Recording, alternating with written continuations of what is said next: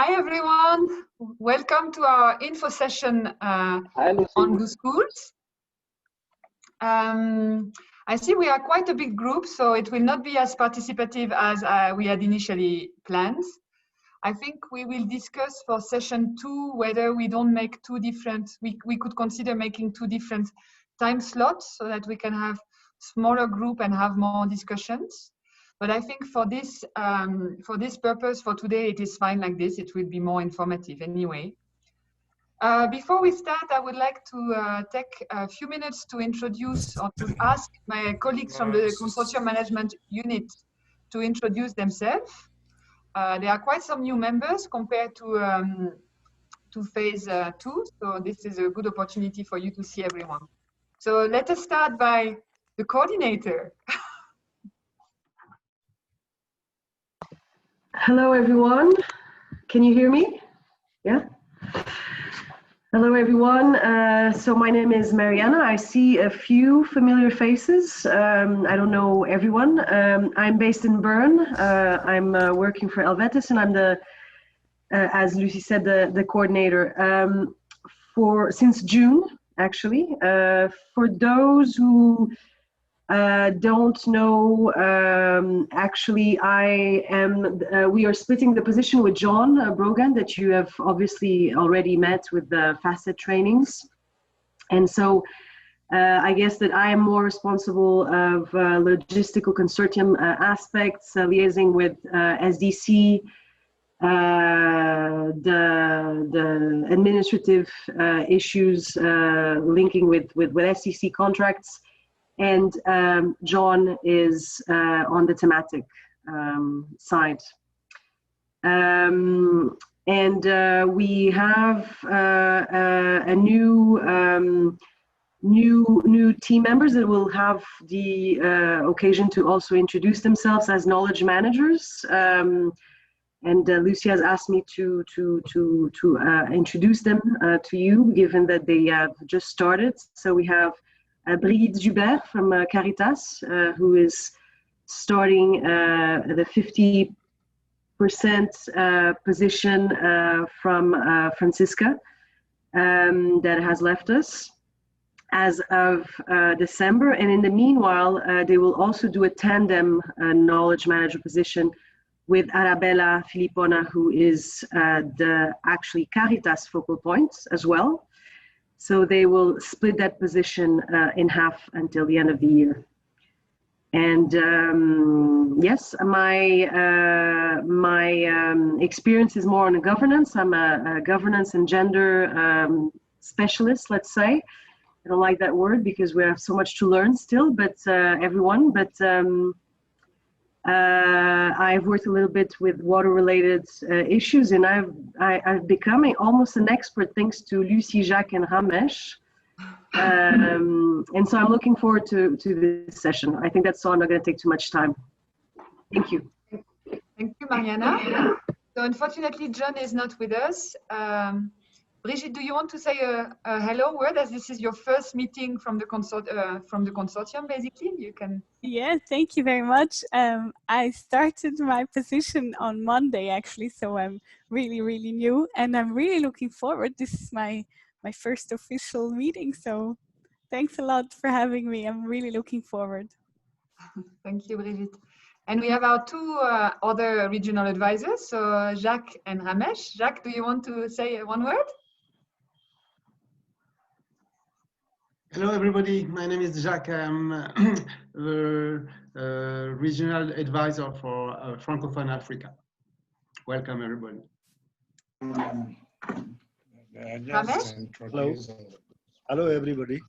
This is Ramesh Bohra. I'm regional advisor for Asia region. Please consider. Thank you, Ramesh. I also see that we have Adeline with us.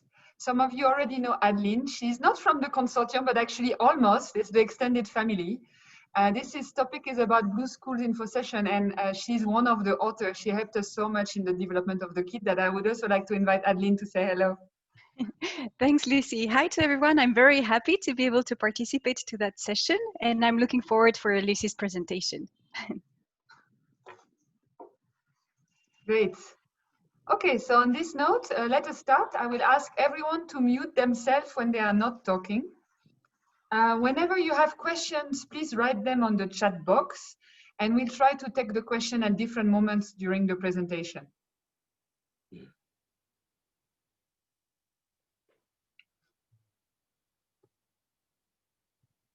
So I think you see my screen, including all the participants. Oh. So let us start with the program for those two info sessions. So for today, the main purpose of this session is to come with a common understanding on the Blue School approach. We will also be sharing lessons learned from previous previous projects, because there are a number of you that already have quite some experience in implementing Blue Schools. From there, we will move to presenting or introducing you to the Blue Schools kit. And then after, we'll start the discussion on the main phases for our Blue School roadmap. So basically, what's next? What do we start with? What actions do we undertake? In the second session, this will be much more based on discussions. So we'll discuss on how best can we engage government and school stakeholders. Of course, this is very context specific, but we'll see how we organize this per country, or even learning from each other, because we are not all at the same level on how far we are with the implementation of Blue School right now.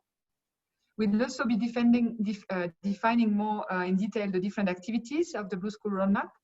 And we will also share with you some tips on how best to train teachers on the Blue School, as well as how to adapt the Blue Schools kit to the different contexts. Before we jump on the topic, I would like to take some time for a little bit of history on the Blue Schools kit and how it all started. So the Blue School approach is not something new. It was actually pioneered by the International Rainwater Harvesting Alliance from 2007, and they've worked in different groups. Hello, can people who are not talking, please, could you mute yourself? Thank you. So the Blue Schools approach is not new. It was pioneered in 2007 by an organization called the International Rainwater Harvesting Alliance. For those of you that were involved in the development of the Blue Schools kit, you have met Mark in the workshop. He's from this organization. From there, SDC developed the concept a bit further and developed a fact sheet on Blue Schools. And this is based on this fact sheet that some consortium projects in phase 1 and in phase 2 have started implementing Blue Schools. So there are quite some experience on Blue Schools from the consortium's project. So there has been Blue Schools being implemented in Bangladesh, in Benin, in Ethiopia, in Madagascar, in South Sudan also, and also in Kenya by Caritas Switzerland, even if it was not consortium project. But what we realized at the end of phase 2 is that this fact sheet from SDC was quite general. And because of this, different projects have had a different understanding of what Blue Schools are. They have implemented the project in different ways. And if we wanted to bring this to a next level, there was a need to really come up with a much more homogeneous way to implement Blue School, or at least a more homogeneous understanding of what a Blue School is. So this is how we started to come, different advisors from different organizations came together, and we looked at the different lessons learned, the different practices. And what came clear is that we really need to clarify what is actually the purpose of Blue Schools. In some cases, the focus was really on growing vegetables and selling them and making money to buy soap. Okay, that's one possible purpose, but others, they were much more focusing it on environment. Others, they were just doing wash plus school garden. So it was not really clear. Similarly, it was not very clear what the different components of Blue Schools were. As I said, many projects, they just understood Blue School as wash plus school garden. And we have been a bit missing an all environmental aspect or component of Blue School, which is actually one of the most important part of Blue School. There were also not really clear indicators on how can we define a blue school and how can we measure progress. What was also clear is that there was a lack of inspiration for activities that were linked to environment. And probably this is the reason why most projects kept Blue School at WASH plus School Garden, because we are all WASH experts, and then we didn't really know what to do with environment. There was also a need for more guidance and more advice on how to implement those Blue Schools from A to Z. So this is why I call the roadmap. How to engage stakeholders in the process and how to ensure sustainability. We saw quite a number of challenges of school garden or activity initiated, and at the end of the project, those would be stopped. So this was the rationale for different advisors to come together and to develop the Blue Schools kit. But we didn't want, and we could not have done it by ourselves. So what we've done is we convey a workshop in 2017 in Nairobi, and we asked all the project teams that had experience in implementing Blue Schools to come together so that we could all discuss and agree on what a Blue School is, what components should it have, what materials would we need actually to implement the Blue Schools approach, and agree also on the indicators. So really like a real workshop, not a training, but really working together, developing the first stones or the first steps of those materials. So this photo that you see below is the photo from that workshop. To be honest, it was one of my really most amazing workshop experience. There was so much exchange, different countries. It was the first global event from the consortium where we basically brought teams from different regions together. And then from there, different advisors and additional resource persons, sorry, I forgot to mention, that include Adeline from AY, came together and we worked further on the material and we developed the materials. And this is how the Blue School kit could be launched in the Stockholm World Water Week in September 2018. So just to make the long story short, basically many of you already have experience with the Blue School approach, but when it comes to the Blue Schools kit and using the Blue School kit to help you implement or help the school stakeholders to implement the Blue School approach, this is quite new. So this is what I wanted to highlight. So that's it for the history. Now let us jump in the topic and let us discuss what is a Blue School. Ramesh, the floor is yours. Oh, thank you. Thank you, Lucy, very much. Okay, what is a Blue School? So I'm sure that we all know less or more about Blue School. Some of us, we have been working on Blue School since last couple of years. Some of us, we have yet to work on it, but still we have some know-how and knowledge about it through various discussions like this, through reading materials. And so we have, of course, some knowledge on it. Now, if you recall that, if I request you to write what is Blue School in one sentence, let's say a few words, how would you interpret it? How would you write it? So you can use the chat box and just write one sentence, what is Blue School? So that we can have a look at that. Then we can compile all those statements and make a full definition. But one request again I would like to put here is that if, let's say, one person writes Blue School is ... then we will not repeat that. So this should be the new statement, not the repetition. So keeping that in mind, if we take a few minutes to define the Blue School, how will we do it? Please, now is your time. Please use the box and let's try to bring the real definition of it. Okay. Thank you, Ramesh. So please be quick to write your understanding of Blue School, otherwise the other people will write it and then you'll have to write something else. Yeah, first one will have definitely advantage. So I have the chat box here open and I'm waiting to see your input.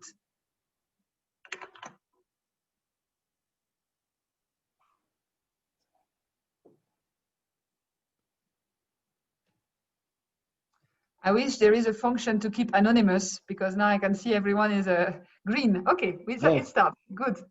Green. That's good.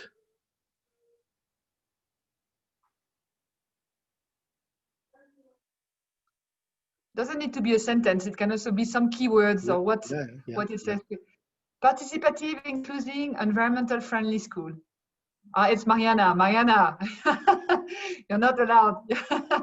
Blue school, where importance of water is being taught. Access to clean drinking water. Environment, comprehensive. Yes?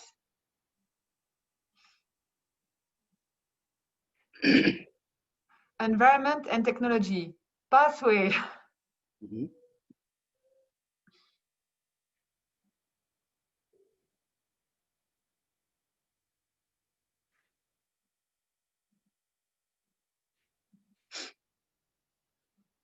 We are 29 participants, so I'm expecting a little bit more answers.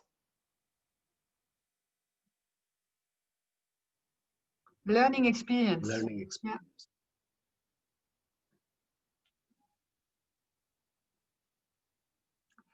Children understand hygiene and the eco-cycle and act accordingly. What the vegetable?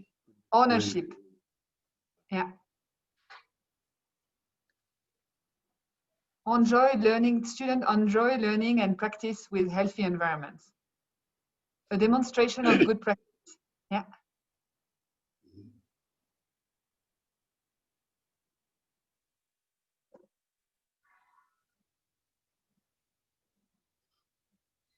There's been one question, and we'll see if, as a result of this workshop, we'll manage to respond to it. So let's keep the question for now. Future-oriented, including students, and therefore the future from tomorrow.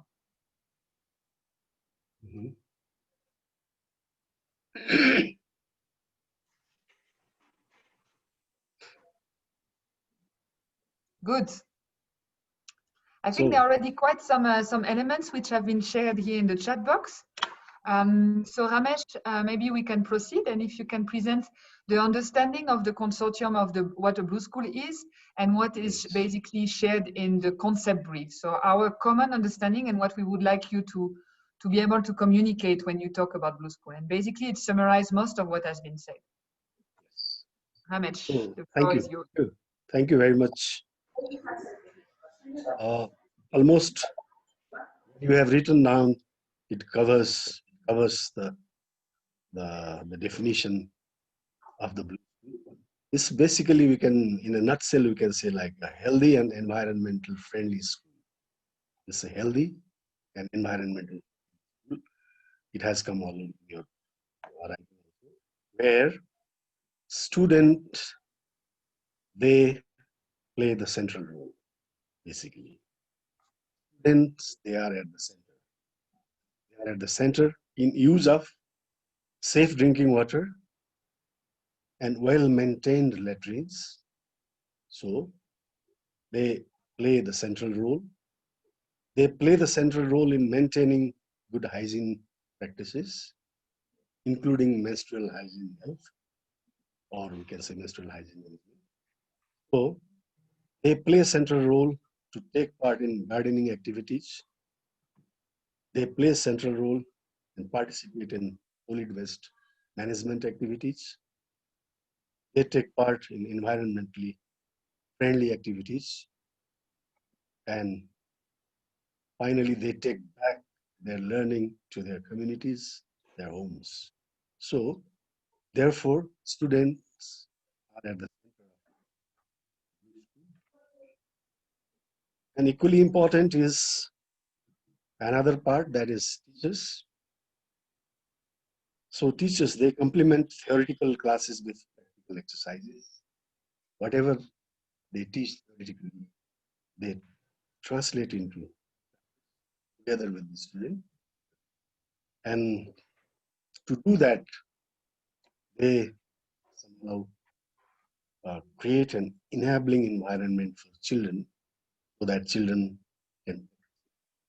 This is basically learning by doing concept. So, this is how we can define Blue School. Yes, next please. So blue school, to become a blue school, is basically it follows a step-by-step pathway. So it starts from point A and gradually move towards the point B. So the aim is to reach to the point B, but it will take time. It takes time, of course. It's not something that like we get overnight.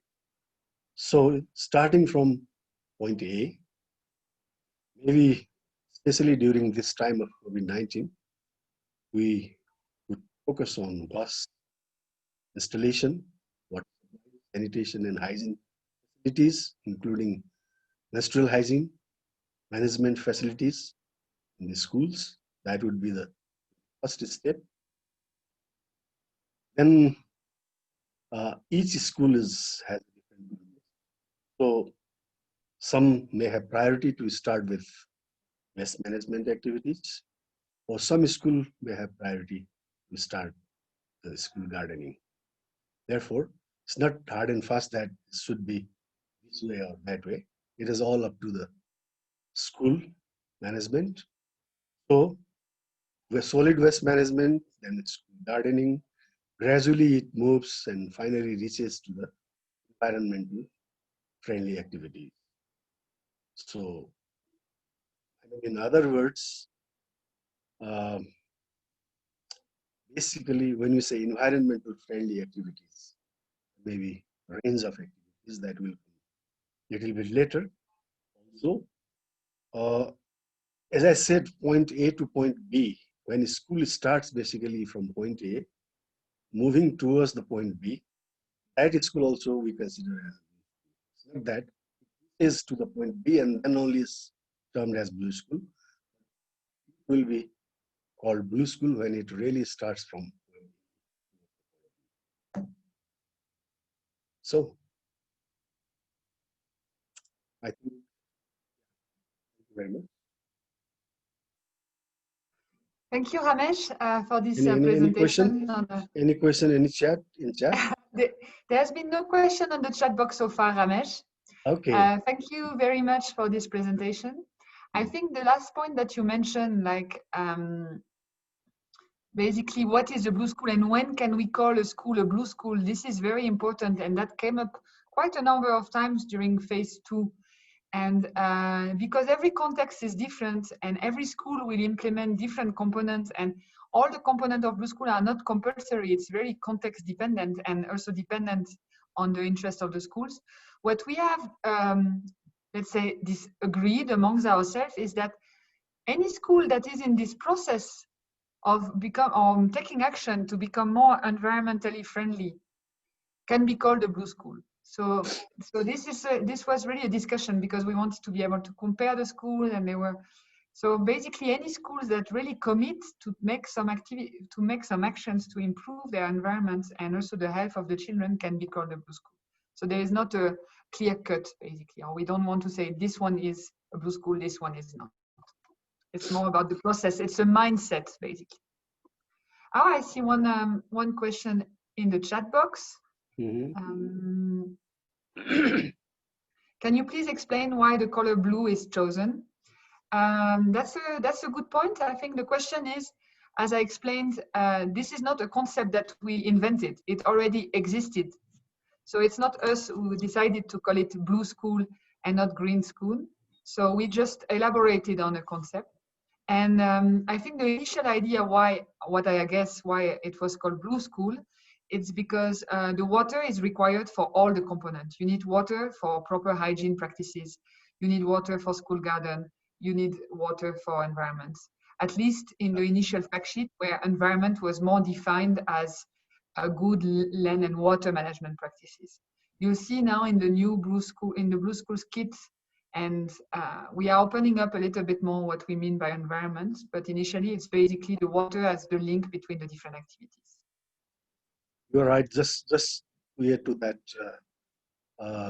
this rainwater harvesting forum, they normally use the term blue planet. So blue planet is basically, I mean, our Earth, which has lots of water. So this is, as you said, Lucy, right? Very much synonym of.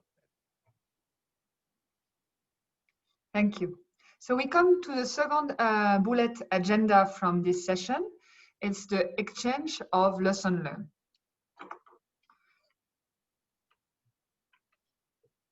So actually, I didn't. I left at the start of this session. I left a bit of time for everyone to join before to see who is really there. I actually see that we have many participants from different countries, different regions. Some are from consortium projects, but I can also see that we have some participants which are from Swiss organization, but not the consortium project. So welcome everyone. I see some of you that have quite some experience with Blue Schools already, some that are a bit more new. So I would like to invite anyone who already has experience with implementing Blue Schools in the previous phase. So not just starting right now, but in the previous phase or in previous project. I would like to invite you to either share a few slides or just orally share your experience on implementation of Blue Schools. So please focus on what challenges you face and what has worked well. So I don't want to nominate anyone. Are there any volunteers who want to say a word about their experience on Blue School? Lucy, there's one question. Yeah. Steps for the Blue School pathway is not clear. Yes, because this is just a general information. The step of the Blue School pathway will be basically the roadmap that we will work on in the coming session.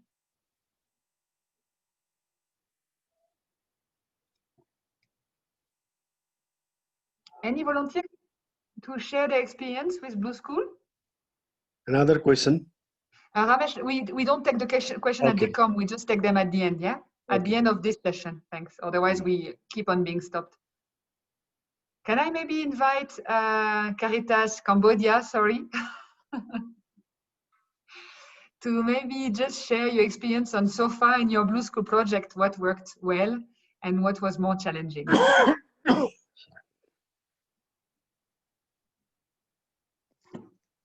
You can unmute yourself.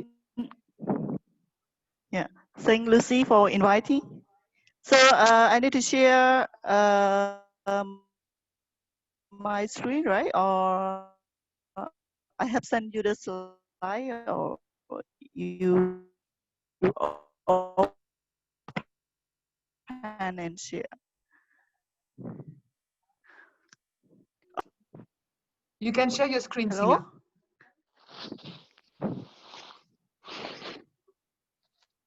Okay.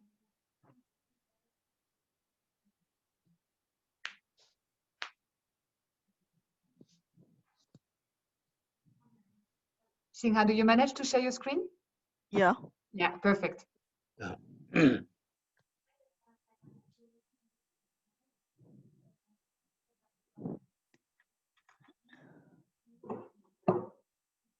Okay. This is the challenge that we face in the 8 school pilots in Pantiminjay. Yeah, and so far we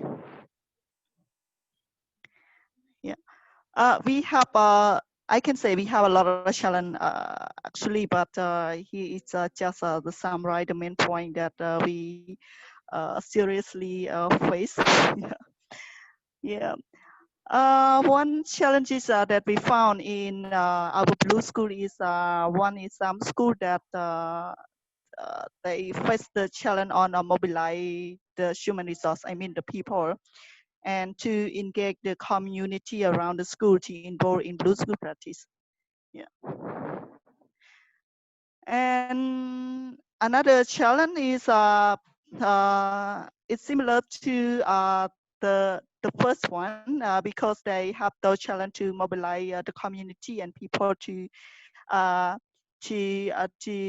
practice the Blue School. That's why there is some schools still a challenge on controlling the waste that flowing from outside to the school.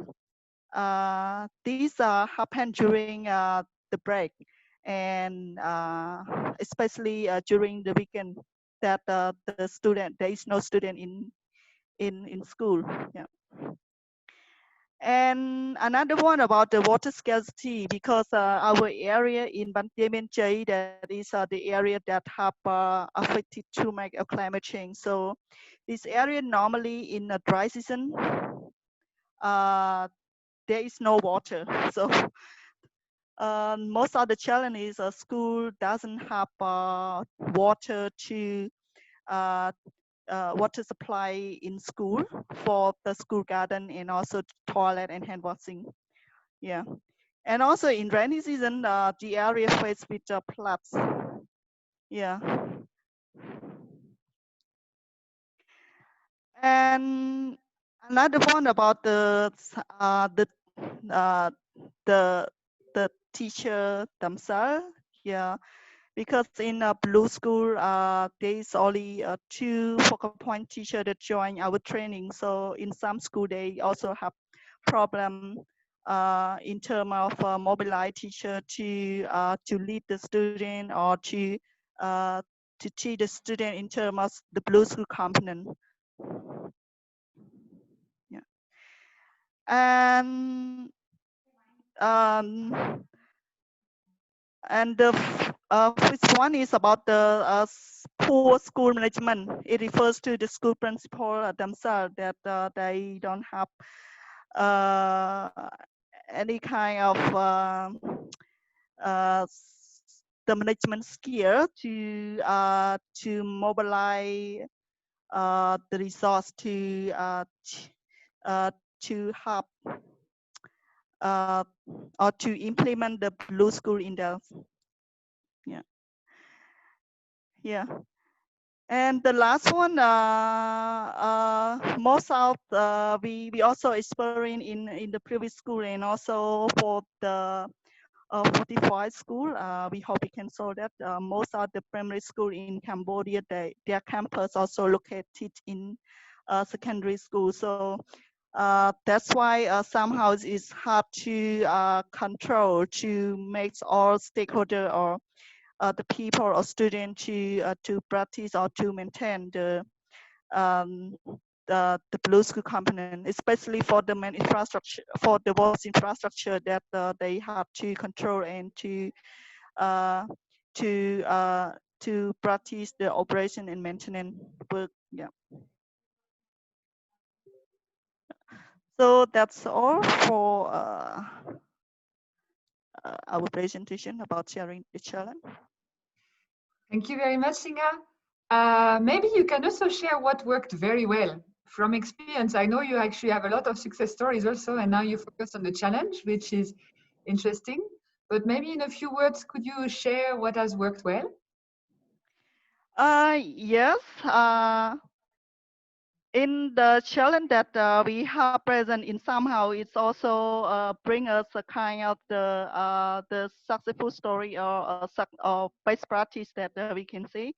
So as in the challenges that I have mentioned in just some school, but some other school they also uh, um, the concept also empowers the school principal to be more confident and to be more active in terms of the blue school in terms of the blue school practice. Yeah. So the school principal they we have success to convince um, uh, convince the school principal to mobilize other teacher and also the community to involve in the Bluetooth concepts. And another successful story is school have more capacity to find out the resource for the the financial to support on the both facility and especially the operation and maintenance material. Yeah. And what we also observe in the last session in the previous activity that we just doing is exchange visit between school to school. I mean, we have invite the school that have not done well and face the challenge to learn and with the school that have success with the blue school practicing. So some of the school also with the exchange learning, they also analyze their problem and they try to address the issue by yeah by finding another way um, uh, to implement the blue school and to make their school is more um, successful. Yeah, and some schools they also put a commitment to cut down the waste. I mean, especially the solid waste one. So they not allow the student or the shopkeeper to use the recycle plaques in the school. Yeah. Thank you very much, Tina. Yeah, I think that's really all because I have not prepared. In the rest of the presentation, I've used some of the photos from your projects showing the good practices. So I will highlight especially on the solid waste management. Okay, Thank you, yeah. Tina. Can you stop sharing your screen? Yeah, so, okay. Sorry, Lucy, is my, yeah. No problem. Okay. Good. Any other team members that want to share experience? It doesn't need to be a PowerPoint. It can also be just orally, some observation. Anyone else wants to intervene?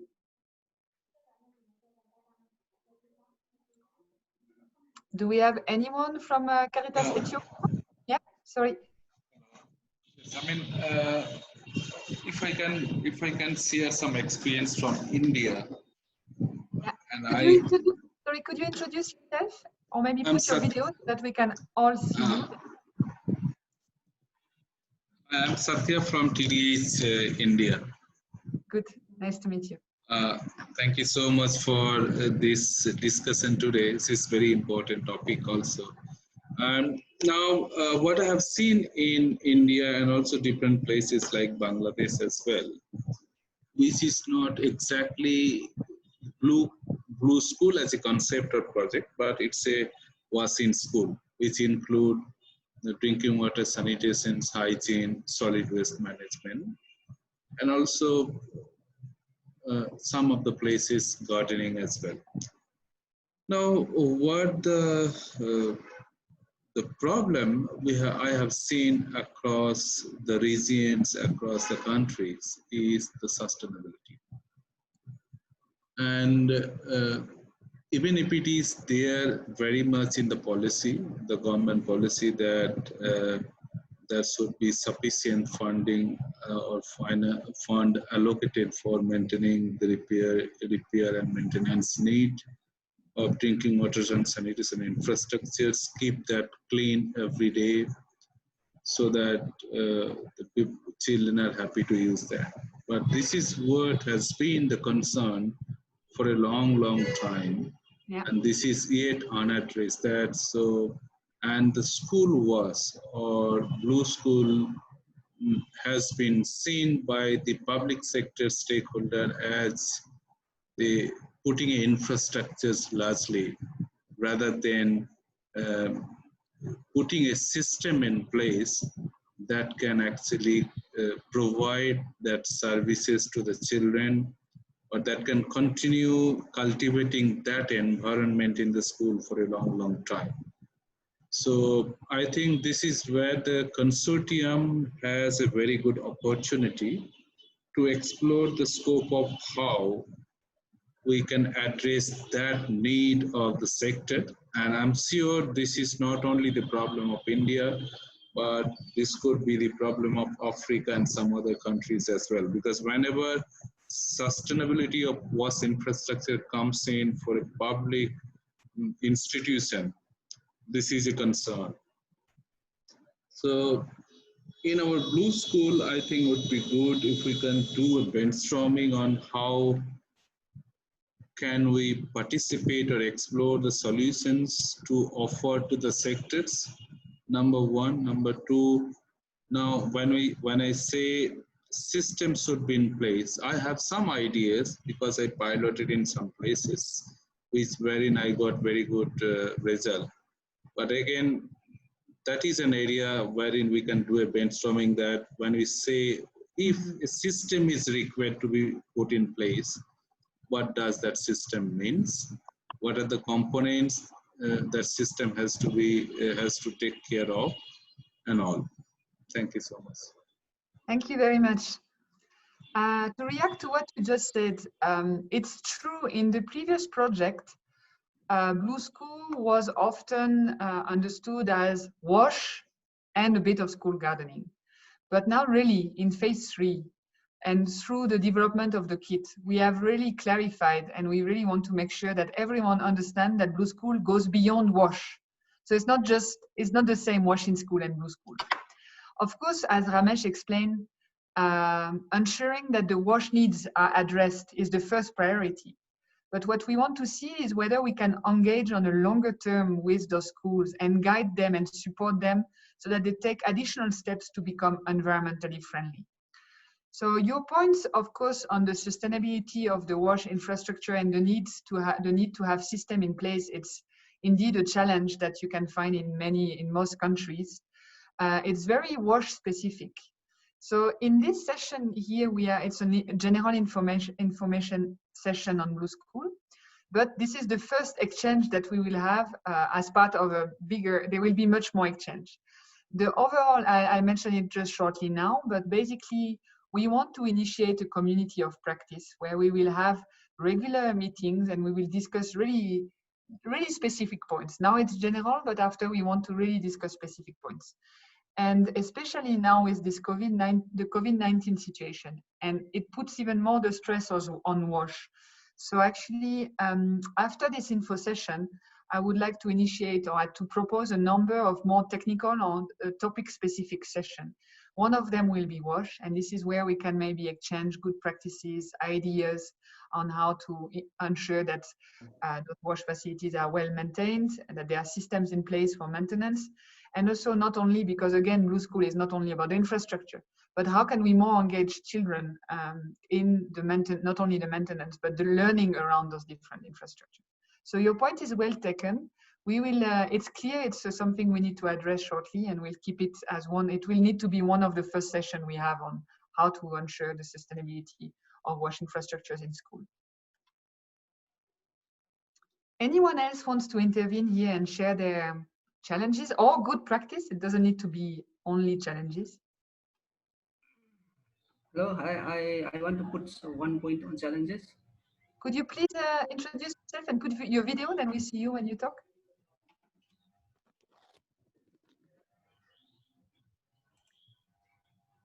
Thank you. Is it visible? Yeah, I think so, yeah. Hello, my name is Naveen. I work for TBS based in Nepal. And I would like to share one challenge, basically. While implementing Blue Schools, the school basically they demanded for the hardware part in the WASH. They wanted to have their toilets or water supply system constructed rather than the software part. They were interested in hardware rather than the software part that we basically did in this concept. That was one of the main challenges that we. Yeah. Thank you very much. I think this is a common challenge that was observed, that we had in general too much focus on hardware and not enough on the software or the learning experience, basically. Yeah. Thank you. Yeah, exactly. Thank you. Someone else wants to intervene?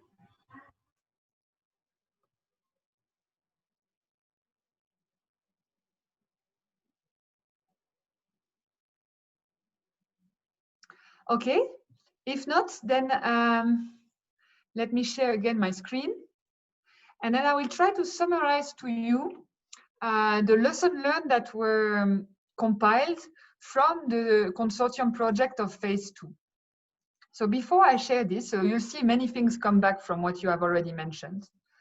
But before we share this, I would like you to keep two things in mind. I would like you to keep in mind what was just mentioned, the fact that Blue School indeed is not only hardware. You always have to think about the duality. You need the hardware, the infrastructure, the technologies, but you also need the learning, the practice around it, the engagement of children. So always those two components. And in the coming slide, I will also present the lesson learned in that structure. Something else you have to keep in mind before the slides that come is that each school is different. And this is why I try to illustrate in the slides that come. So keep in mind those 2 points. So I'll present to you now the main lesson learned through sets of photos from different consortium projects. And I will take it component per component. So this might answer one of your questions on what are the Blue Schools indicators. I mean, now we are more talking about the different components. But again, not all component needs to be implemented. It depends on the context. But now let's take them component per component and see what has been learned. So the first and most important component, and this is clear, this was really a lesson learned, is access to drinking water. So this is the starting point.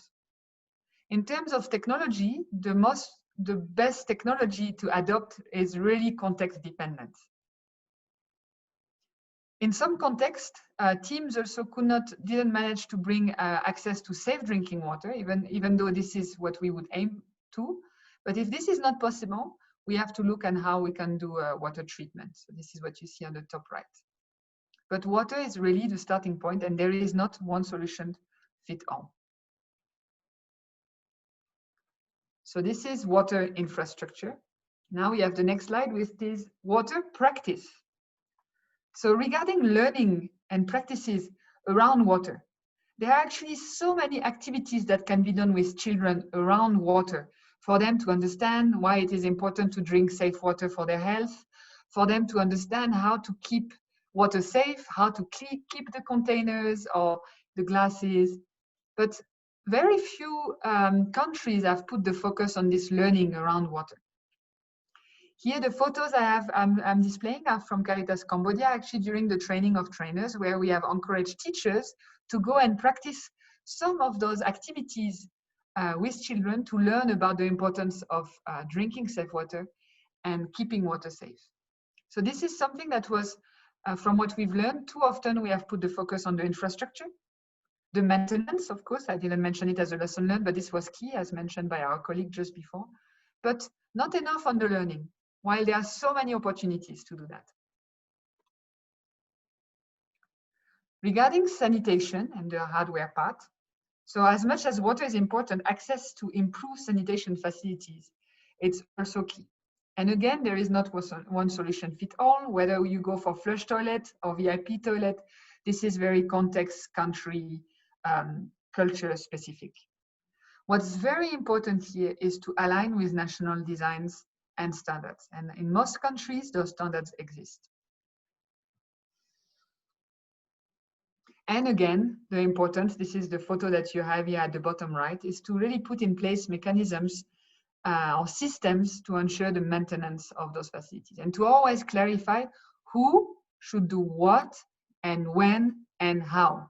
So here at the bottom right, you have an example of a cleaning schedule that was from Caritas in Ethiopia. But this really needs to be clarified. So in the infrastructure part, there is always the maintenance and the systems to maintain that needs to be in place. In terms of sanitation and hygiene and the practice or the learning, what is very clear and what we've learned is that, and that's a general lesson, not only from consortium project, I think it's more of a WASH sector lesson.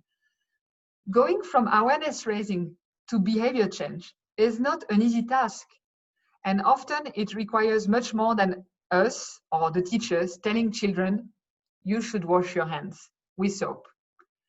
We need to support school or guide schools to put in place the right enabling environments. so that children really get into this habit to wash hands or have good hygiene practices. This needs to become part of the school routine. This COVID-19 situation actually offers a good opportunity. This is already in the priorities of government before school opening. The enabling environment should be there. There should be water facilities at specific points with soap. So we have to really use these opportunities now to reinforce those messages. It's not only talking and saying what to do, but really looking at what can be done, so then we can move from awareness, or children can move from awareness raising to actually the practice. A few examples here in those photos. You can have talking wall, you can have key messages, but of course this again will not make the children do it. Maybe it will make children remind.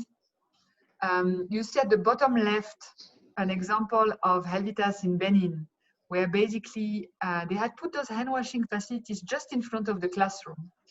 And after every school break, the children would have to line up like this and wash their hands before to go back in the class. Sorry, someone is unmuted. Can you mute yourself, please?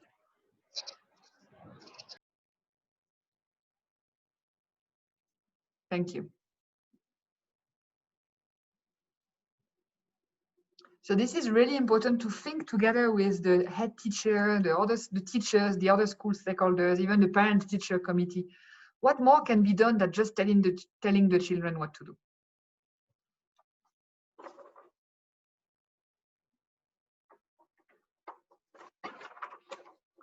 School garden. So in terms of school garden, there were quite a number of lessons learned. So most projects had put in place a school garden because actually most projects had understood Blue School as wash plus school garden. And the main lesson that was learned was the importance to have access to water. Why? Because first of all, if there is not enough water for drinking, how do we expect to catch the interest of the school stakeholders in trying out a school garden if there is not enough water for drinking for the children? You know, it's all about priorities. You cannot talk about environment if people are hungry and don't have water to drink. So this is why we also say wash is the starting point. So really, there should be access to water. There should also be enough water so that the water that will be used to water the plant will not be competing with the water used for children, for the drinking of the children. So this is an issue we had actually in Ethiopia at one point, where there was really an issue with access to water. And then the same water had to be used, or that was the idea, for drinking and for the garden. But the community started to complain because children were actually asked to bring their small water bottle to school so that the water at the school could be used for school gardening. So you can imagine that this cannot work. No, parents and students cannot be happy about that. And otherwise, if there is really an issue with access to water, let's not try to make a garden with 3 cropping seasons. Let's just maybe start small and have a garden during the rainy season if your context and your climate allows this. So let's not always aim for the best, the nicest, the biggest, the most complex, and let's just start small. And that links to my next slide about access to land. When we did this exercise to compile the lesson learned, actually the access to land came up as a limiting factor to implement the school gardens. But actually, it doesn't need to be. The size of the garden doesn't really matter. What matters is the practice and the learning, the experience. And actually, it's often better to start small and to do well rather than to start big and then to fail. And in terms of sustainability, I have seen some projects where they aimed at very big garden, and indeed, after the project duration, this garden would never be used. Why? Because you have it's extra work for teachers, it's extra work for children, and they can do it when they get the tools and all those things for free. But when they have to do it afterwards just by themselves, there is no much more incentive.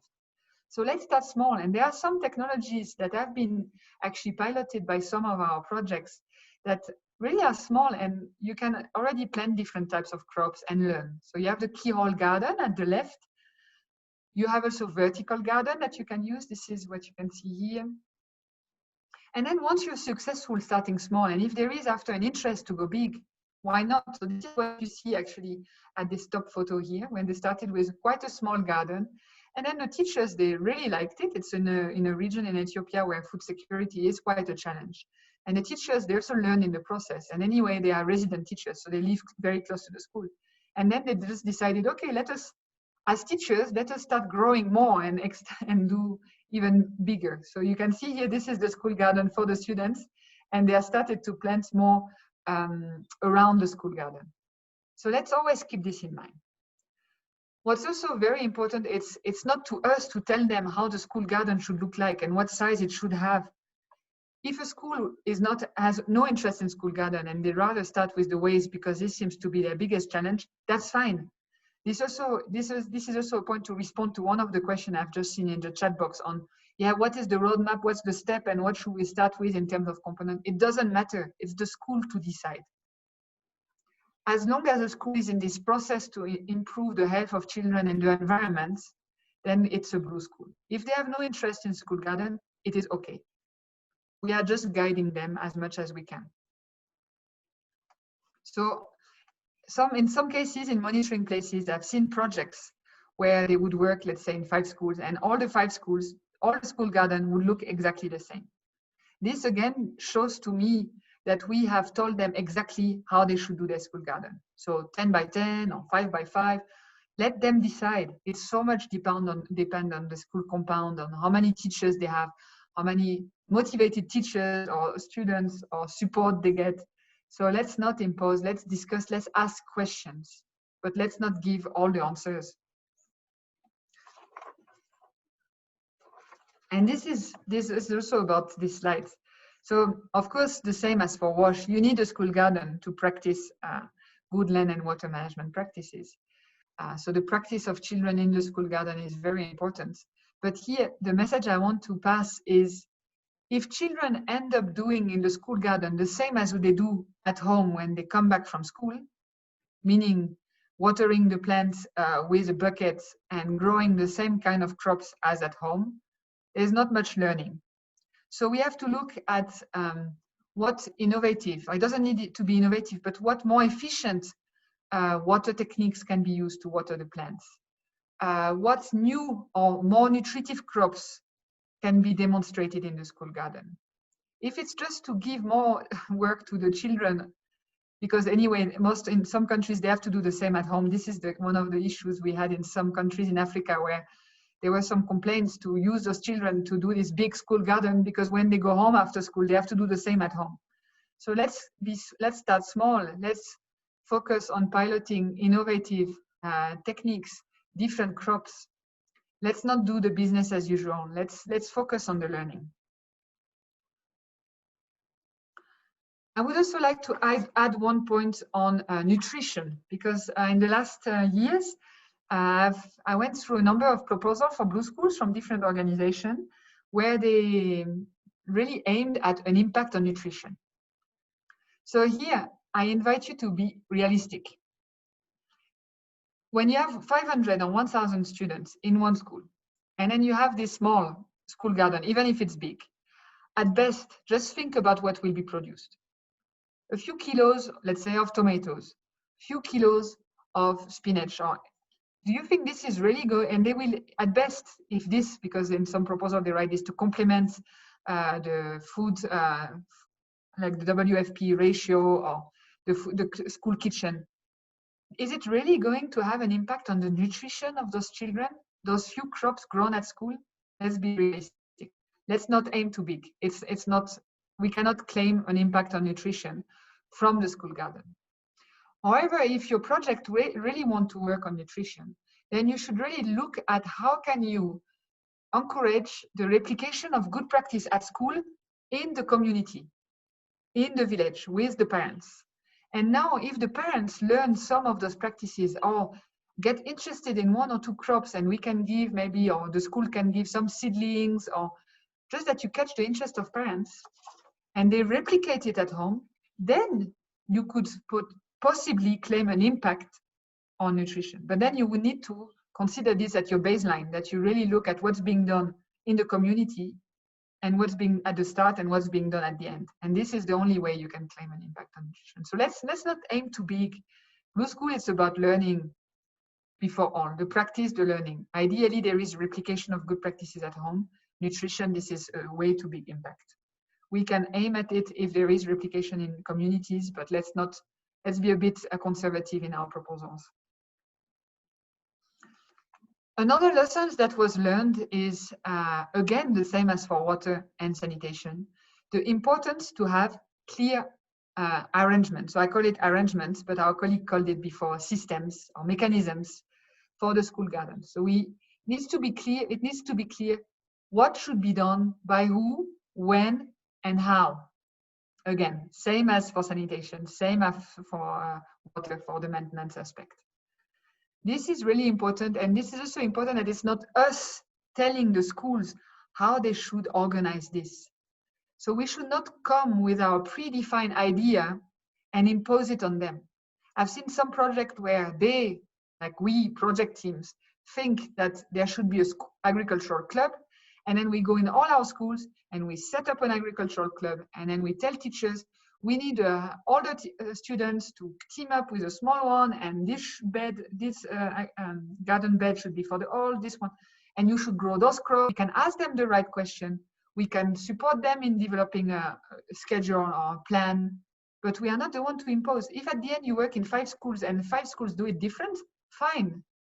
This is really a mindset that we have to change. We have to change our mindset on how we work with those blue schools. This is key. This is really important. Menstrual hygiene management. So now menstrual hygiene management is it's a separate component in our Blue Schools kit. In terms of lesson learned, it was not done much in African countries. The best experience come actually from Asia country. And this is why I would like to invite Ramesh to share with us the lesson learned in terms of menstrual hygiene management. Ramesh? Okay, thank you, Lucy. So menstrual hygiene management, as Lucy mentioned, like this is one of the components of Blue School. We have been practicing this the phase 2, especially in Nepal. Yes, and the photograph what you see here is from project of Nepal. So here also, as said before, hardware as well as software, both the components are very, very essential. And this issue itself is so important that, especially in this area, I would say, the mindset regarding this issue is very, very sort of negative in a way. People consider this as a sin. Rather, it should be a blessing, because the whole world exists because of this blessing. Therefore, mindset of people needs to be somehow, changed. When you say mindset, then of course students are there, boys, girls. What is their mindset regarding this issue? Teachers, what do they think of this? Then parents association, management committees, and community as such. So how do they take this issue? That is very, very important point of entry, I would say. So we have to change the mindset. We have to somehow try to convince people that this is a natural phenomenon, and this is amazing, really. So once people accept that, then it becomes very easy. So then we can start with our activities at the school level, hardware installations, software activities, training, on how to make, how to somehow these, for urgency, how to manage the sanitary pads, how to make reusable sanitary pads, all these type of things, and regular training can be organized and conducted. So this also moves step by step when we talk about this issue. And the very first, as I said, is to basically understand this issue in a very, very positive and very, very natural way. That is very important.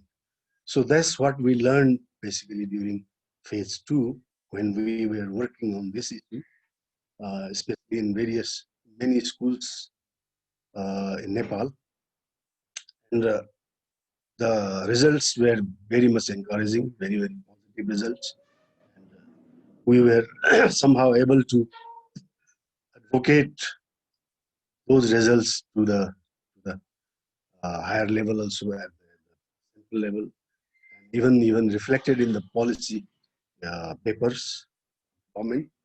So, though this was a small sort of showcase that we tried, but as said, software is very, very important.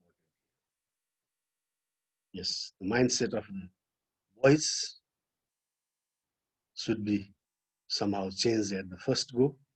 Boys students, teachers, and concerned management committees, and gradually reach to the community. Thank you.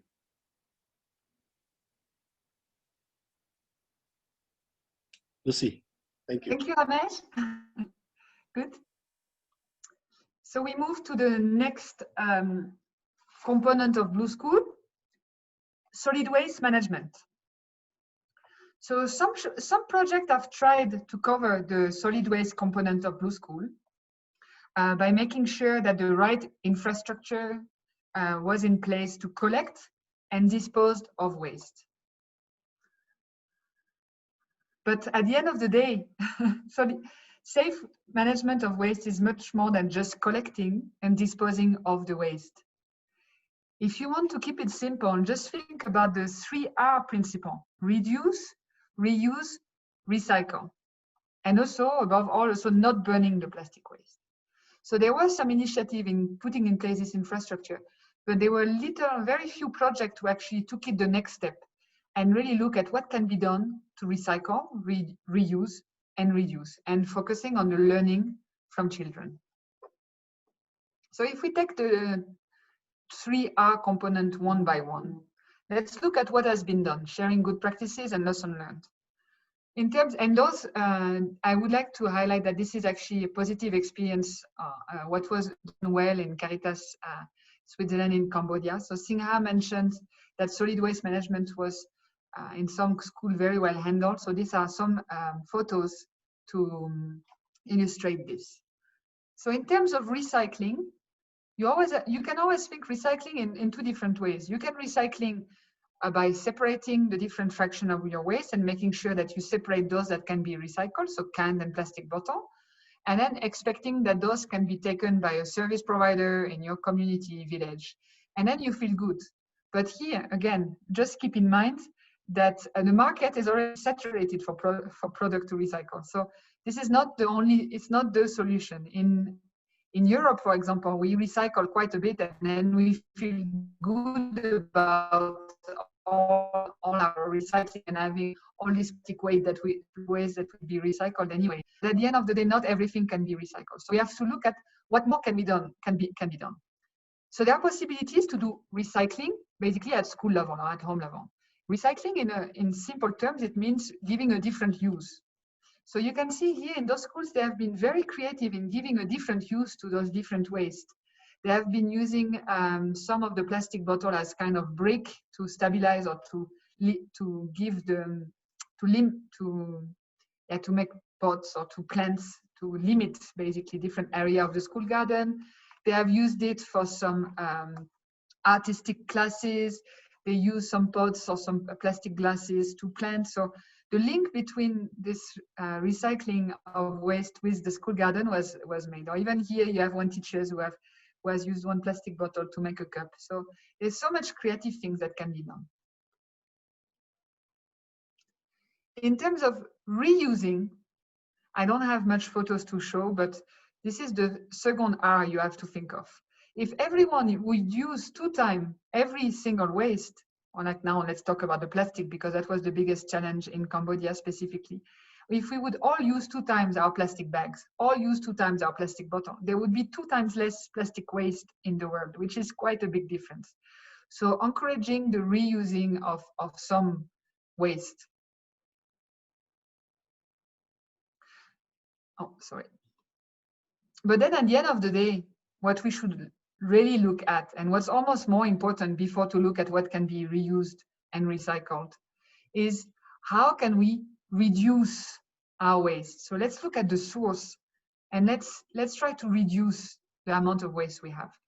And here there was a very nice example from Caritas Switzerland in Cambodia. So you can see the context in Cambodia is very different from our usual African schools for my African colleagues. Here in Cambodia, they have school vendors basically. So in the school compound or very close to it, you have ladies who are basically selling all kind of junk food or snacks for children for their lunch. And children, they have some pocket money and they actually use it to have lunch. And all those snacks are always served in those plastic containers. And after each lunch, you have a huge amount of waste, which is disposed of in a corner of the school and actually burned. So the schools were happy because they had some kind of incinerator. So they thought, okay, we are fine. But actually, this is an environmental disaster. You should never burn plastic, especially not in open air in an uncontrolled way. So this is really like the image of this school vendor selling plastic, junk food, and all the waste after each lunch. Once we had the training of trainers with the teachers, and once we actually confronted or discussed with the teachers all this waste, and we showed photos of all this waste every day, some schools have taken some initiative of actually going and talk with the vendors what can be done. And actually, even the parents joined those efforts, because the parents, they were so fed up that their children were eating all this junk and fat food for lunch. So they had discussion with the vendors, and they actually found a solution to use still plastic plates, but those hard plastic plates that could actually be washed. Also, that the vendor, rather than selling all this junk food, would cook bigger meal, a bigger portion, and then would serve this in those plastic plates. And this led to really limiting or reducing the amount of waste that was produced. So this is actually the first step. Let's see what we can reduce. What we cannot reduce, let's see how we can reuse it or how we can recycle it. So this was a very good experience from Caritas Switzerland in Cambodia.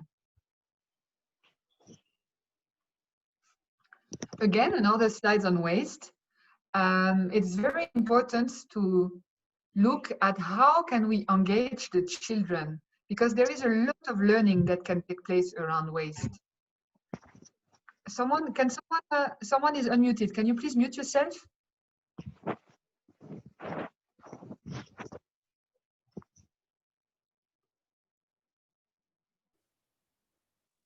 Thank you.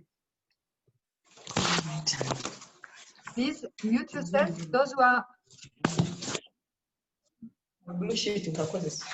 Samuel Nabukera, please mute.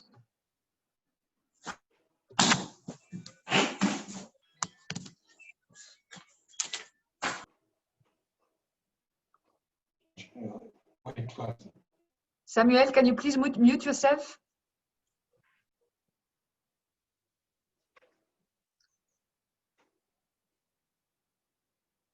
Okay. It's not muted, but okay, we continue.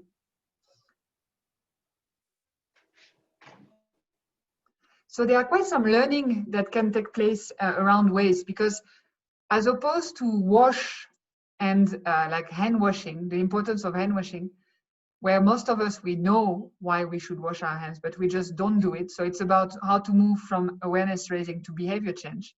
Around waste, and it's the same about environments, we even don't have the basic knowledge. So we need to first even create this awareness and then see how we can create behavior. But the knowledge is not there.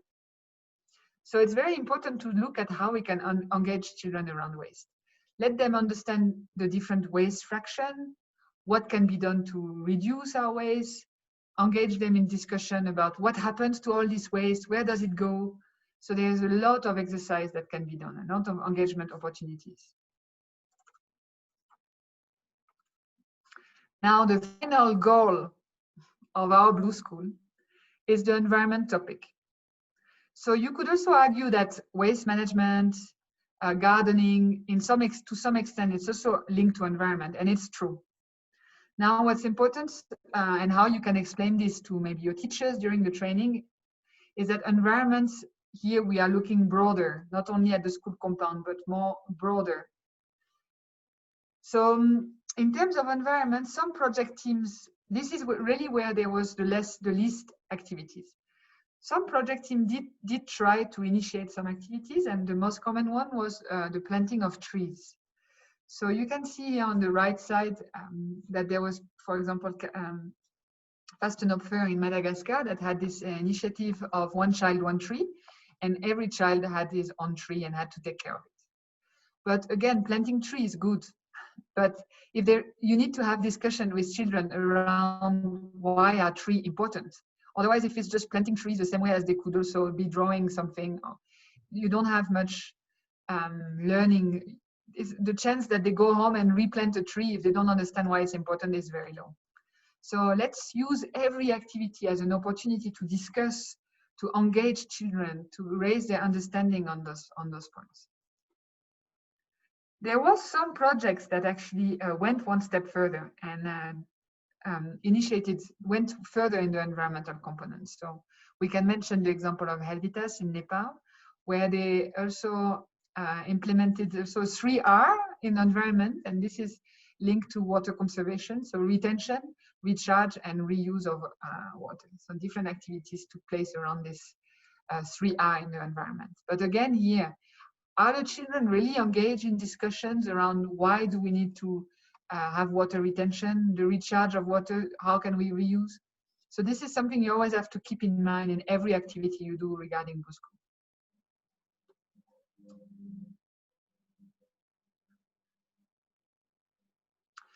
One experience I would like to share with you about the environmental components is that in the last years that we have actually trained on the Blue School kit or trying to implement Blue School, using this Blue School kit, what came very clear is that the what you can do in terms of environment is so context specific. So rather than coming with already predefined, a school garden is quite straightforward, wash, it's quite straightforward, waste management is quite straightforward. For environments, even though in the kit you'll see later, we provide some ideas of what can be done, it's very important to make sure that it's adapted to the context so that the learning of the children can also be about what's most important for their context, in their specific context. In Cambodia, with Caritas Switzerland, we actually had 2 different sessions of training of teachers. We started first with the wash, the garden, the waste. And then about 8-9 months later, we had a refresher on those components, plus a training on the environment. But I didn't impose them what environment should be. We actually started by discussing what's the environmental challenge that you have and what could be done, or what are your ideas on what can be done to address those challenges and foster children learning around those challenges. So, for example, in Caritas Cambodia, you can talk about watershed and erosion and show drawings of mountains, but it's not very relevant for that specific area where it's basically the delta of the Mekong. It's completely flat. So for them, what was more relevant was actually my tree. So understanding the importance of tree, because the deforestation was a major challenge. Also, my river. So how does it work, this river, the flooding, the drought? So indeed, it's linked to watershed, but it's just brought in a different angle so that the children will understand it better. And then the third one that they wanted to focus on was really the water cycle, because at the end of the day, it's about how does water come in my river? And how does all this work? It's the climate, it's more open to climate then. So here I really encourage you not to come with predefined activities. In every country, it can be done different. In one country, you can really help the school focus on reforestation if that's their major challenge. In another, if they are struggling with drought and flooding, then you can, of course, reforestation can help, but you can also push the learning a bit further and really discuss about this water cycle, the climate, the drought. So really keep this specific to your context. So here I would like to have to ask you one question. You're all from different countries, and it's great that we can all be together now. Could you, even though we are not the one who will decide at the end, we have to discuss this with the school stakeholders, sorry. But could you please share with us, from the context you are working on, what are the main environmental challenges that should be discussed or looked at with this Blue School? Or what, you can also turn it around and ask, what specific environment topic do you think should be addressed then as part of Blue School? Could you please write this in the chat box, and then we will see the diversity of context.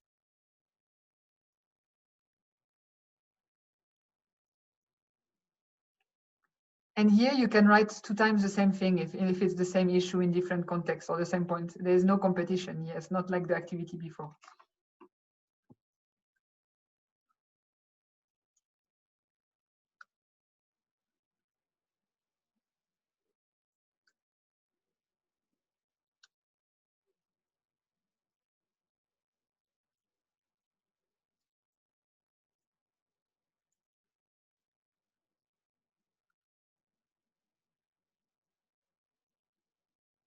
Okay, so we have, thank you.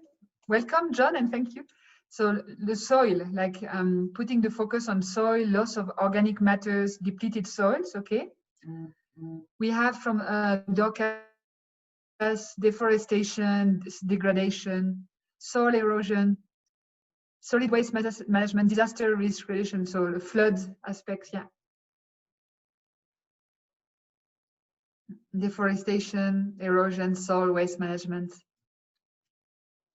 Now we have from Esha, school gardening and recycling, but this is already covered in the previous topic. So here I'm inviting you to look broader at the broader general environment, yeah? Erosion.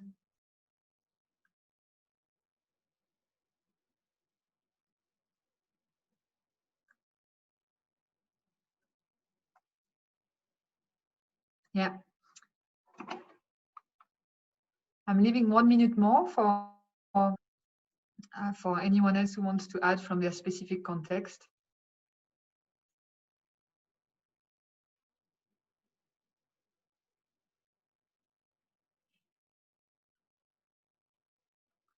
Contamination, pollution, yeah, those are new, yeah. Contamination, pollution, you are meaning what specifically? Could you specify?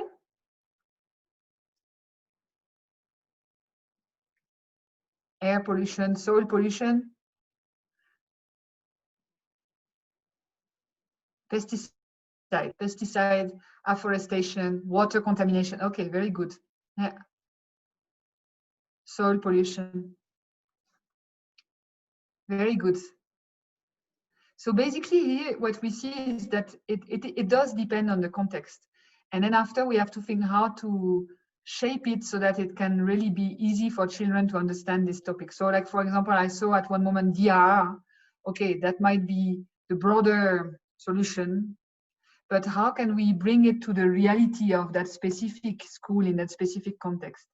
And this is why, like now in Cambodia, by naming the topics like my tree or why a tree is important, my river and how does the river work, and then the water cycle, they basically managed to, I hope at least, we had the training, but the idea was that starting from the simple units like a river, a tree, which will speak to those children and those teachers, they will manage to bring up some more like environmental issues. So if you have a topic on climate change, let's remember we are talking to primary or secondary change school children. That might be too broad. Let's look at what's linked to their reality. It could be my soil, you know, like let's always try to keep it very simple. What I also want to highlight here is environments, actually, the same as solid waste, the basic understanding and awareness of like why a tree even is important, or the watershed or the water cycle. You'd be surprised to see that teachers, they don't their basic understanding is very low. So there will be some training required, and we might not be the right people to provide the training because we are WASH experts. So let's look in our specific project, our specific country, to engage also environmental experts. Because also what I've noticed is some of us ourselves, it's not completely clear to us. So let's not try to, in the whole, all the Blue School component, let's not try to do everything, but let's link up with other actors, other trainers. Sometimes government stakeholders can actually be engaged and provide a training to school teachers. So let's look at really bringing different skills in. We don't have all those skills. But to me, it was really one of the lessons I've learned, that our own understanding and teachers' understanding on those environmental process was very low. So then we expect them to after pass those messages to children, but there's really a lot of work to be done there. Okay, on this note, it was a lot of talking, sorry. Oh. On this note, I would like to suggest that we have a break, maybe a 10 minutes break, and then we come back for the next session or the next agenda point, which will be more presenting to you what is the Blue School skit. Lucy? Yes, Ramesh? There are a few questions in the chat box. Yeah, I was wondering, maybe we can leave the chance to everyone to add some questions, then we read them, we prepare, and then we can answer the questions after the break. Immediately after the break, you mean, or? Yeah, exactly. Immediately after the break, we'll answer the questions. So if you have questions right now, just write them down, we'll look at it, and then we'll summarize the answers to the question after the break. So we take 10 minutes. Let's come back at 11:40 or whatever time 40 for you, though in Nepal they are with the 45, so it's different, but in 10 minutes time. Okay, thank you very much.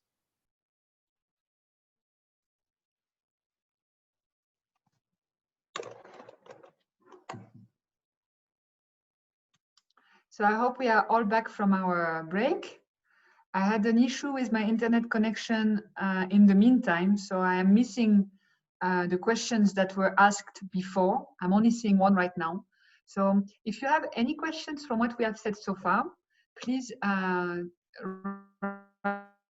it down right now. We'll see if we answer them right now, or if it will be answered later, in which case we will answer it later.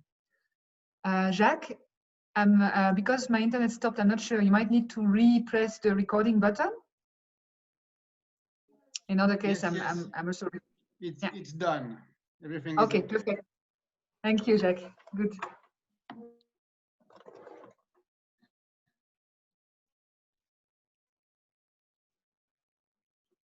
So at this moment, I only see one question so far, which is, can we really ensure that the different components of waste management are taken into account in a WASH project in school?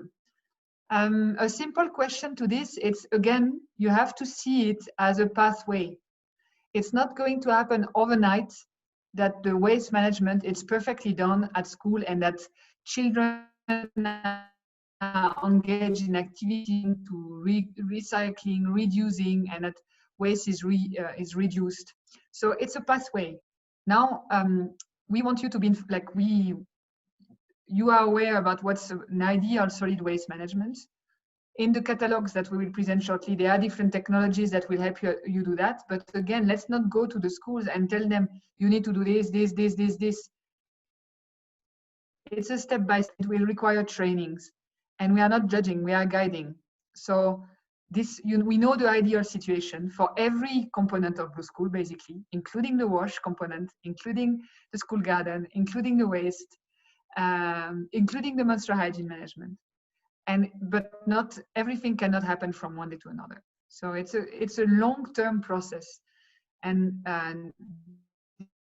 this is why we have this concept. We start with the WASH for now, and then we move. We discuss with the school stakeholders, and we guide them. And every time they can do a little bit more, we provide a bit more advice to do something additional or something a bit better. So this is how you have to see it, not from one day to another, where we will overwhelm them with what they have to do.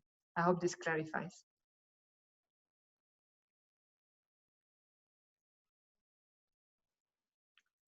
Okay, I don't see any other questions because the other questions were deleted. Please write any questions and we'll take them after the presentation of the Blue School Kit. Hopefully, this is a question just during the break. There were no other questions. Okay, perfect. Thank you, Brigitte. Great. Okay, so we continue now with the third bullet point of our agenda, which is that we all understand what's the Blue School Kit. So I hope you realize that what we presented before, it's basically the Blue School approach and some lessons that were learned. And based on the lesson learned, this is how we developed the Blue School Kit. So what is the Blue School Kit? Basically, you have to see the Blue School Kit as support and inspiration material that will help implement the Blue School approach. So there are different material in the Blue School. There are 4 different documents. I have shared with you the link by email on where you can download the Blue School Kit. It's on our internet page, actually. I hope all of you have managed to download it and all of you have seen it and have it now on their computer.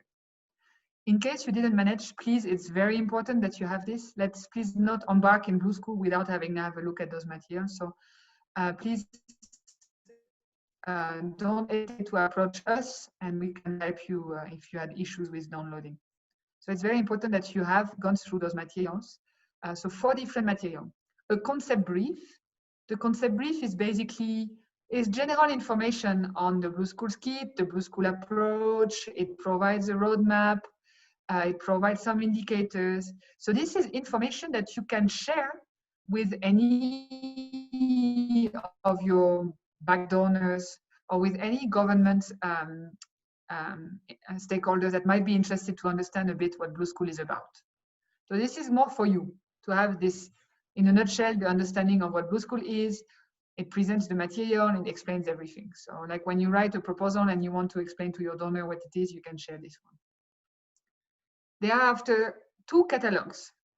Remember this duality of need infrastructure and we need practical exercise. And of course, they are linked because you will use the infrastructure for the practice and the learning of the children.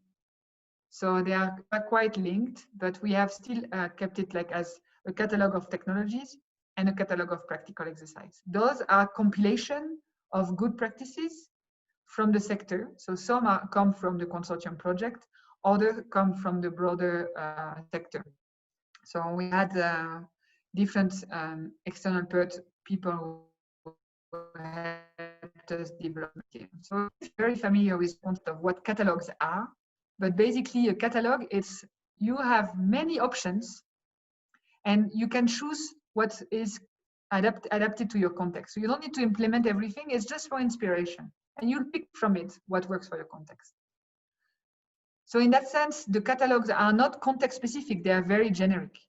So you don't really need to adapt them to your context. You just need to see in your context what you want to pick, but you don't necessarily need to change the material. So catalog of technologies, catalog of practical exercise. And there is also a facilitator's guide that we have developed, which is more support material that teachers can use. It's photos or like a nice image at the front, and at the back it summarizes you all the practical exercise you can do for specific topic, and it clarifies the learning objective. But from the experience we had so far, those facilitators guide, they really need to be adapted to the context if they want to be used. The catalogs, on the other hand, it's really a compilation of good practice. So those, again, it's not for us to choose what we want to do in the school. It's to help you have a conversation with school or even governmental stakeholders and see what can be done. Yeah. So all the materials are organized and in a similar way. We have defined those different topics, and then the practical exercise or the technologies are organized and classified in those different. So see the water, the sanitation and hygiene. Growth and change, this is on actual menstrual health and hygiene. So, and actually there are also some practical exercise and technology more linked to genders.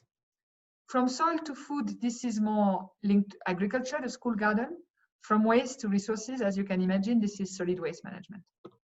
And then actually, initially, we decided to break down the environmental components into 3 different topics, which goes from looking big at looking to our context. So we look around us, my surrounding environment, understanding what's around us. Then how is the water arriving? Like, what's the water cycle? And then after, the watershed around my school. But again, these are 3 topics linked to environment. We defined it initially, but I would also again advise you, as what I mentioned earlier, not necessarily to follow those 3 different components, but look at what's specific to your context. And if you need to focus on my tree, then please do that. And again, whatever is in the catalogs, it's not exhaustive. You can leave teachers, rely on the creativity of the teachers to come up with their own activities, technologies. Those catalogs are just for inspiration. So this you can also keep in mind when you do a training of teachers, that you don't directly show them the catalog and tell them this and this and this are the options, but let them think, what could we do around this to encourage children to learn about this concept? And let them think, and then you present the catalogs and what's inside as additional inspiration.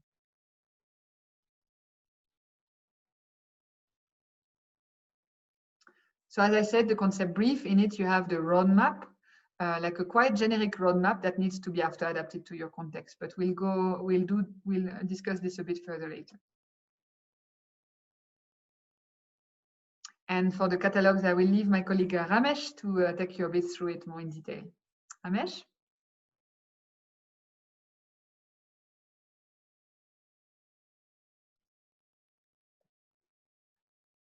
Oh. Ramesh, are you muted?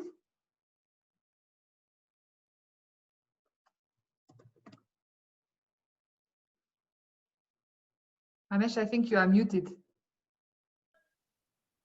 But Lucy. Yeah, you have to start again, Ramesh. We didn't hear you.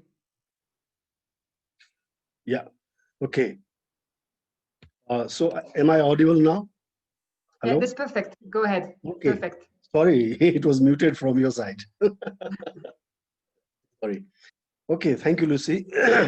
As Lucy already mentioned, that catalog of technologies, in fact, is a compilation of various low-cost technologies that are in use in different areas, different places. So we can see here in this slide also, under each topic, there are various technologies mentioned, but they are not exhaustive. So mainly here in this catalog, those low-cost technologies are focused on WASH, that is water, sanitation and hygiene, then land management and gardening, and of course the solid waste management. So we can see here, then this catalog is basically to support project staffs, education authorities, and school stakeholders in selecting the appropriate technology for their particular implement. So with the help of this, they can select what is or what are the most appropriate for their school context to implement. So that helps in that way to makers basically. Then for the student, it is also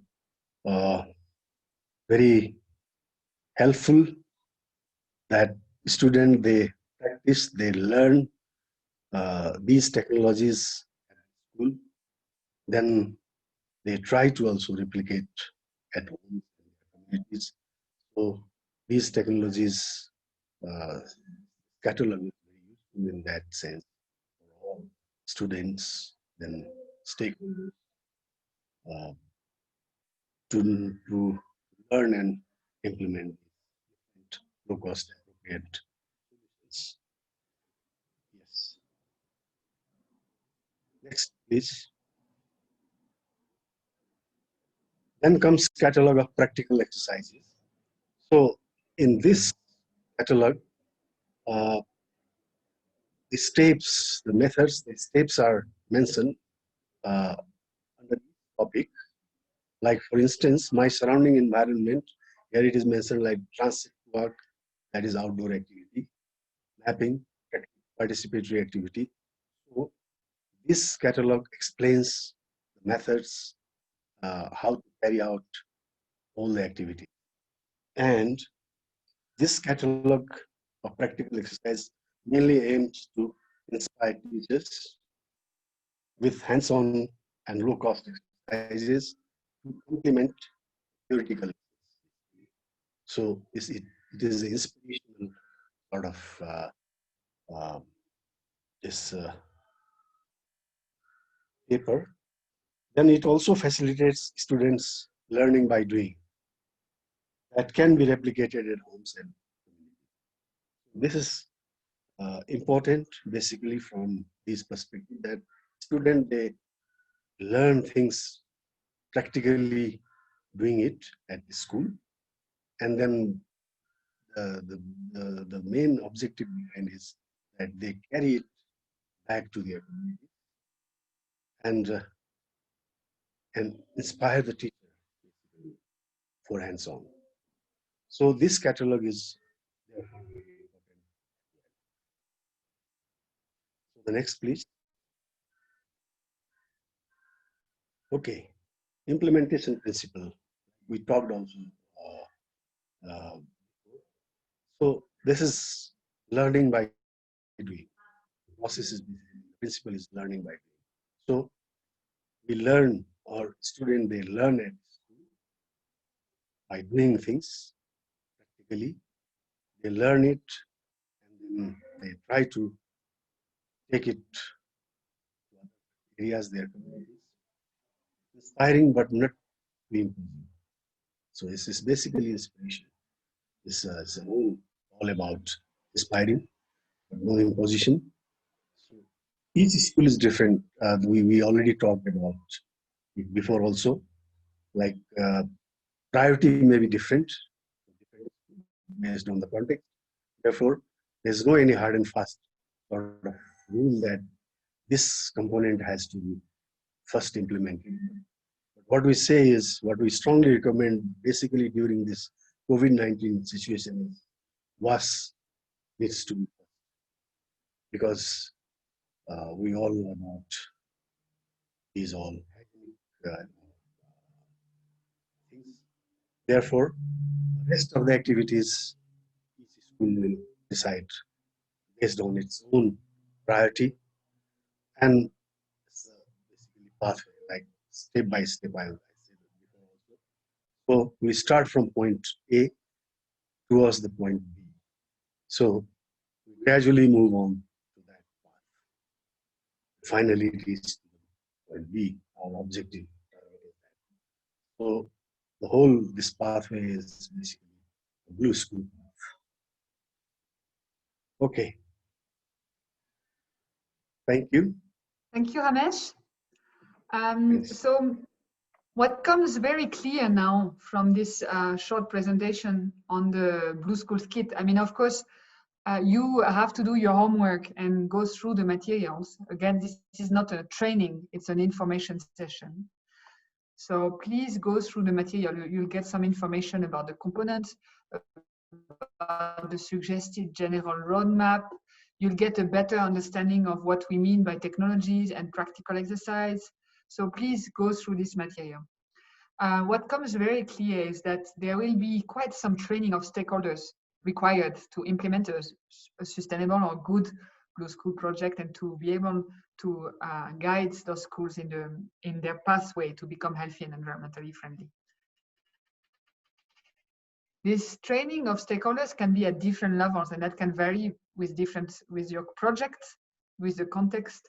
So there is also inside this training there will be, of course, a technical training, like on the different component, they will need to get some contents. I mean, that counts for school garden, for example, and sustainable land and water management practices, even on maybe menstrual hygiene. Also, sometimes they don't even know those basics.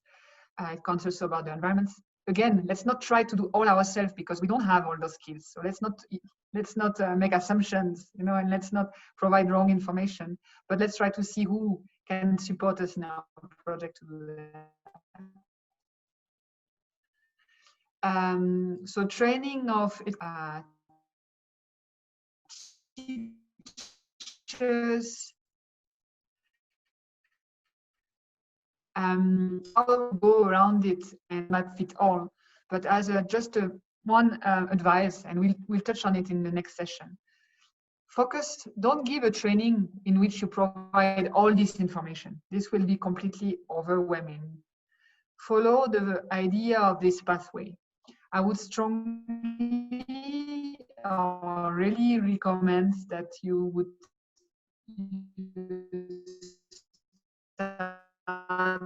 by focusing on the wash. So if required, you need to whatever to do that.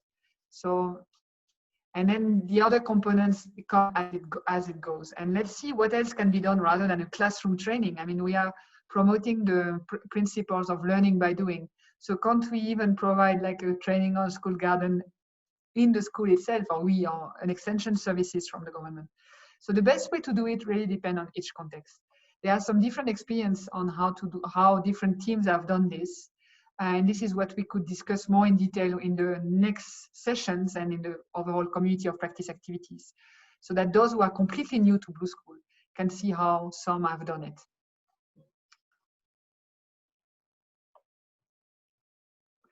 Before we move to the next topic, I would like to see about the questions. You cannot, okay. There was, if I remember well, there was at first a question on the indicators for Blue Schools. What I can tell you is in the concept brief, you have some information on that. But in the meantime, since 2018, we have worked out those indicators much more. And we have actually aligned them with the SDGs and the GMP recommendations. So for the consortium organizations, we have developed this facet for Blue Schools based on the facet for WASH in schools that already exist.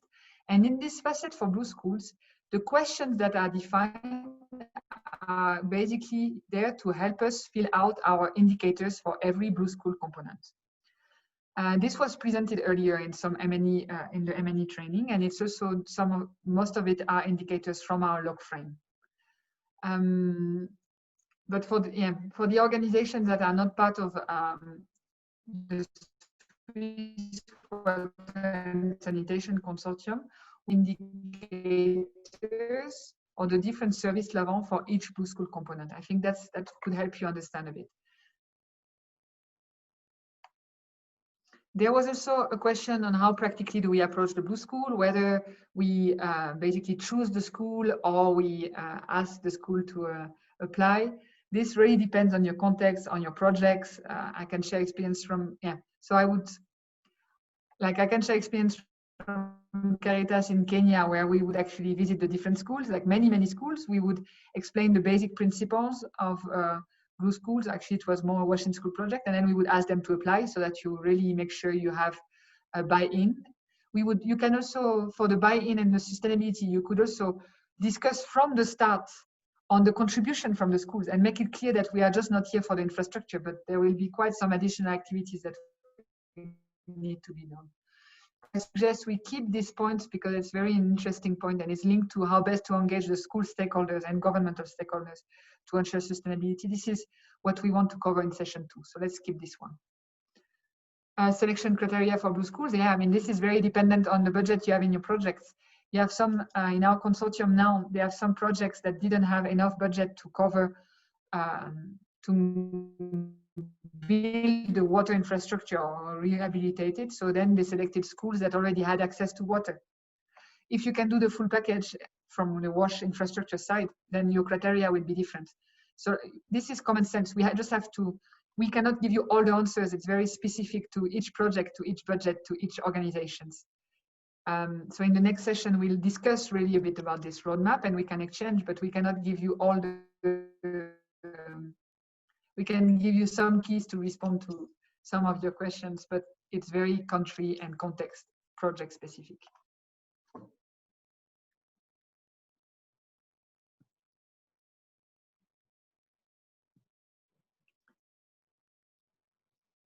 The last part of today's session, it's to start, it's actually linked to what I was saying before about engaging and what are the, how do you select the school, how do you engage the stakeholders, and it's basically what I would call a roadmap.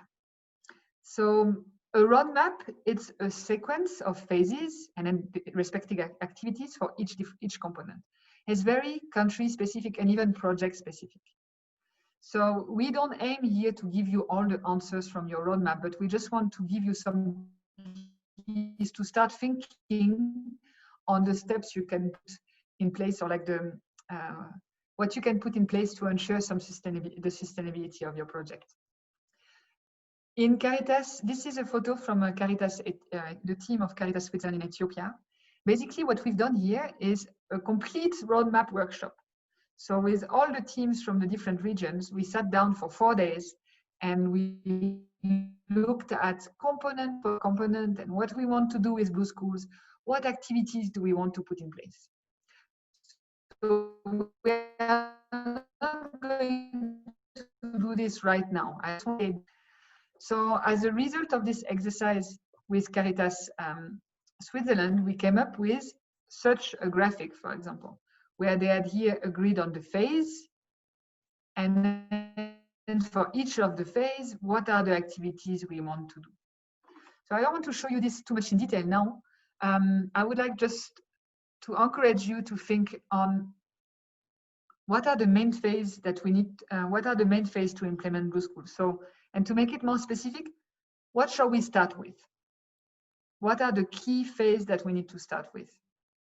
So of course, we're a big group now. It's very difficult to have really a discussion, but maybe from the organization that have experience with Blue School, if you could open your microphone and share your experience. What were the initial stage that you undertook when you started implementing Blue School? Or from your lessons that you've learned, what would you want to do right now?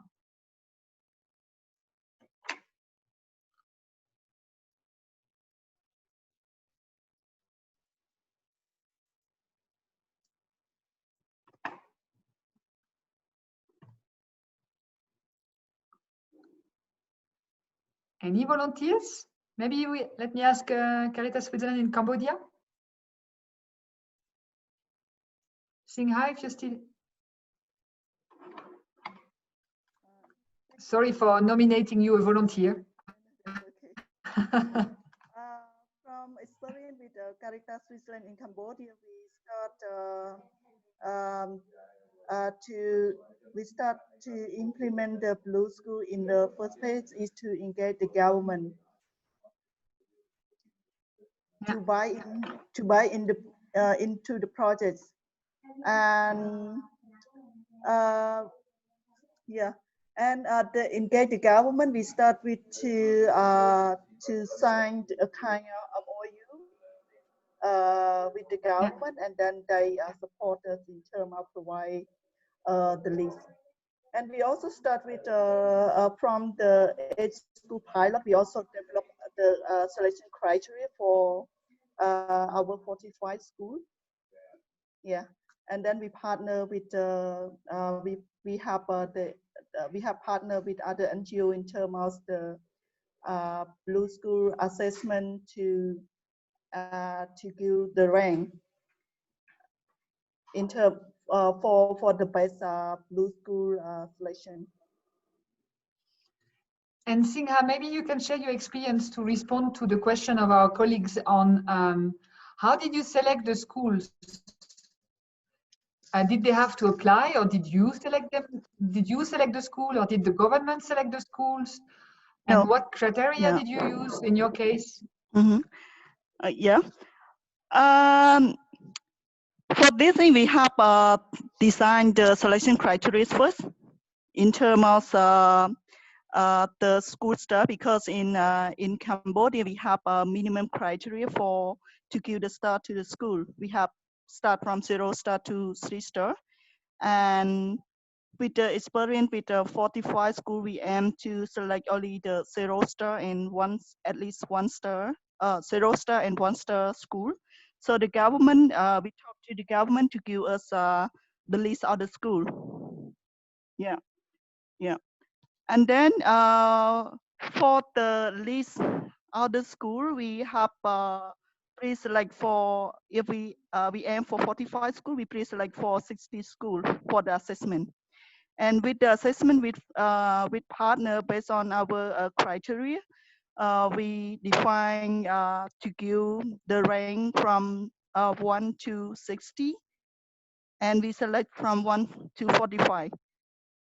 Yeah, and in terms of give the school, give the rank to the school, we normally we specific on the need of the school in terms of the was infrastructure, and we also observe on the school management, and also the possible place for both infrastructure construction and available water in the school.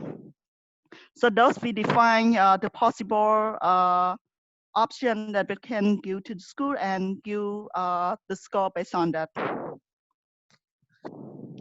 So Singha, with you mentioned school management. Do you mean basically the motivation of head teachers and other school management bodies? That one come from the many question and observation. For example, like if we this one judge with example about the observation when the school when we ask the school does they have kind of cleaning agenda or cleaning schedule for students. If they said yes, and then we go to observe if the toilet is clean or not. And there is several questions come that we ask the school about the does they have allocated budget for own material, or several questions about how they manage the waste, or there is more question about yeah. So to check the school management, we have several questions, and both are come from what they the school principal have answered themselves and from our observation around the school. And Singha, afterwards that you ask those questions, then do you select the one that have the worst answers so that you can support them? Because if you select the one that have the best answers, maybe they don't need much support, or Yeah, we have select the school that have yeah, we can say the worst need of the worst infrastructure in terms of the increasing of the number of students. I mean the need of students that need to use it. But we also focus on the relationship with the school committee and the community themselves, and also several questions to check on how they manage how they manage their works in school, in both financial and also their staff, I mean the teacher. Yeah, and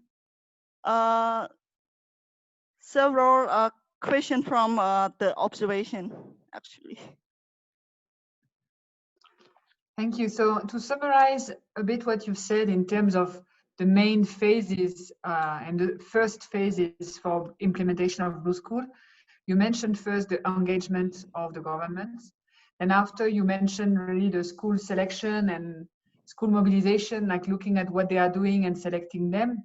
What you also mentioned is you really select them based on the needs of WASH to start with, because in Cambodia you have this ranking at national level, which is the 3 stars. And then you need to support basically the schools that are on 0, star 0, or star 1. So again, the selection of schools, it is very dependent on each country. But thank you, Singha, for sharing your experience. Any other project team want to share or a comment, an experience?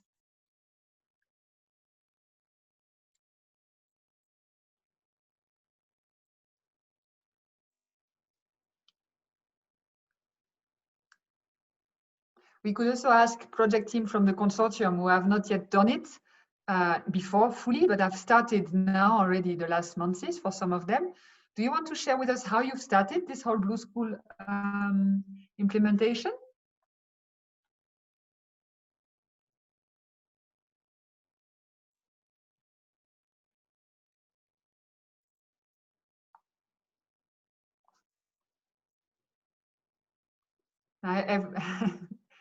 Maybe someone from Hex, Uganda. Sorry, I'm selecting from my own region. Then they can blame me for selecting them as volunteers. Alex, do you want to share your ideas on how you plan to start up this Blue School? Alex or David, please.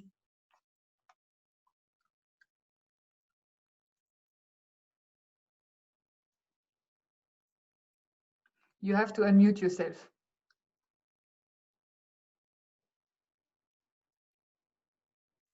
Okay. Okay, I don't want to force anyone then. So basically, this was already helpful from the experience from Cambodia. This is the last discussion I wanted to have for today. So basically, indeed, in Ethiopia, when we did this exercise on the roadmap, we observed something. We agreed on phases which are quite similar to what you've just discussed, Singha. So basically, getting the buy-in from government stakeholders as one of the first phase, then the school and the community mobilization, then after the construction of WASH infrastructure and the focus on WASH at first. Then after the order here, it was very specific to Ethiopia. As you can see, waste is not mentioned because they don't have too much issues in the southern part of Ethiopia on waste. So their focus would then be on school garden, then the environment, replication of good practice and exit. So those were their phases. From these phases, they broke down those phases into activities. So if you look at buy-in from government stakeholders, you actually want to have maybe a high-level consultation meeting, then meeting the lower-level governments or the more local governments. Then afterwards, defining the selection criteria. In some countries, it can be country-specific, and you might want to engage government in that. Then the need assessment, then going to the schools together with government. Then after, in terms of school mobilization, you first have an introductory meeting. Then you move to meetings with more school stakeholders. In some cases, you might want to set up a project steering committee. You might want to sign an MOU. So this is very country specific. I'm just showing it to you to give you an idea. And this will link me to basically some homework for next phase. So I would like you, each project that have concrete plans to implement Blue School. So that counts for the consortium projects. And for the other projects who joined us for this info session, if you have concrete plan and if you want to do this homework, please feel free. I would like you to start thinking of what are the next steps, next activities you want to carry out or you have carried out already. You can decide to put them on a one-slide PowerPoint in bullet points or in nice graphic, or you can just think about it and you will present it to us. As I've mentioned, this will be what we are going to discuss in phase 2, in session 2, sorry. So in session 2, I'm aiming at much more discussion and exchange. And this is why I would like you to think about this and you will present it if you want to the other teams to get their feedback.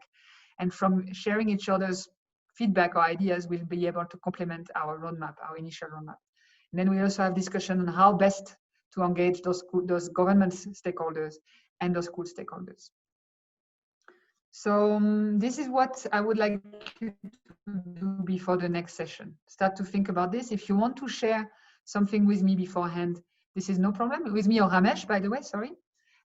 Maybe the Asia team can share with Ramesh because he knows your context better, he can guide better, and teams from Africa and other regions can share with me. And then we can see. Or if you just want to present it on that day, that's fine. What I would like to, okay, now let's pause and take any questions that are remaining before we are closing for this session. So Ramesh, have you seen any question in the chat box that we need to answer now?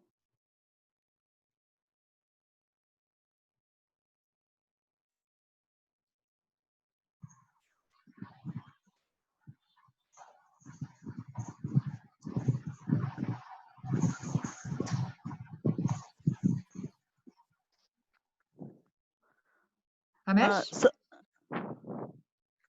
Yeah?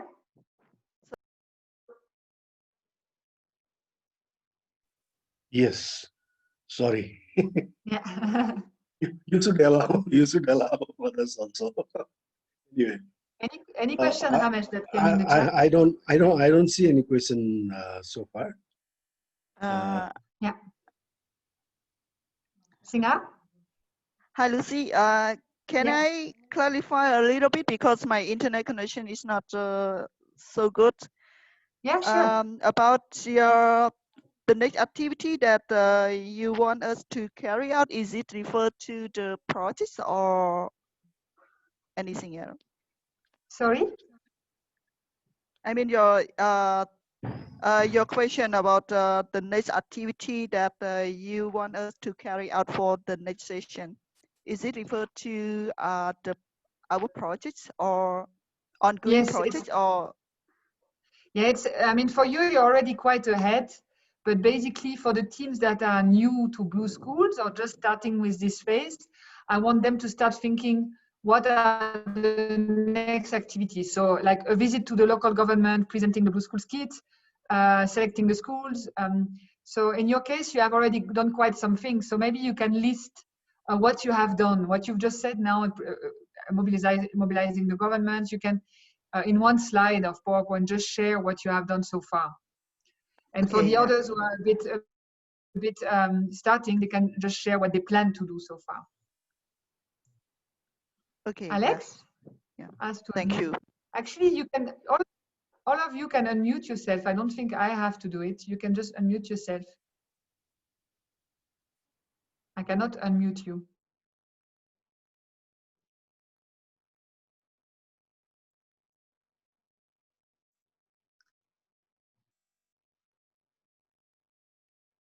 Okay, this is strange. Apparently, Alex, you don't manage to unmute yourself. I see you have raised your hand, but you don't manage to unmute yourself.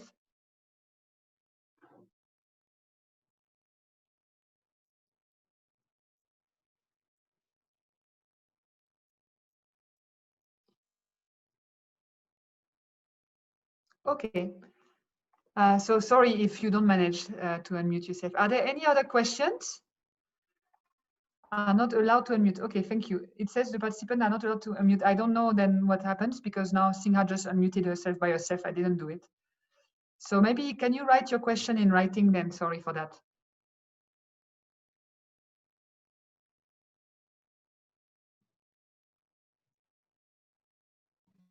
Oh, yeah, you're right. Now it should work. Sorry, I found out. You can unmute yourself. Hello? Now it should work. Sorry. Yeah. Yeah. I've unmuted myself. Perfect. Yes, for us as it works now. It works now. Yes. Yeah, exactly. Alex, go ahead. Yes, for us as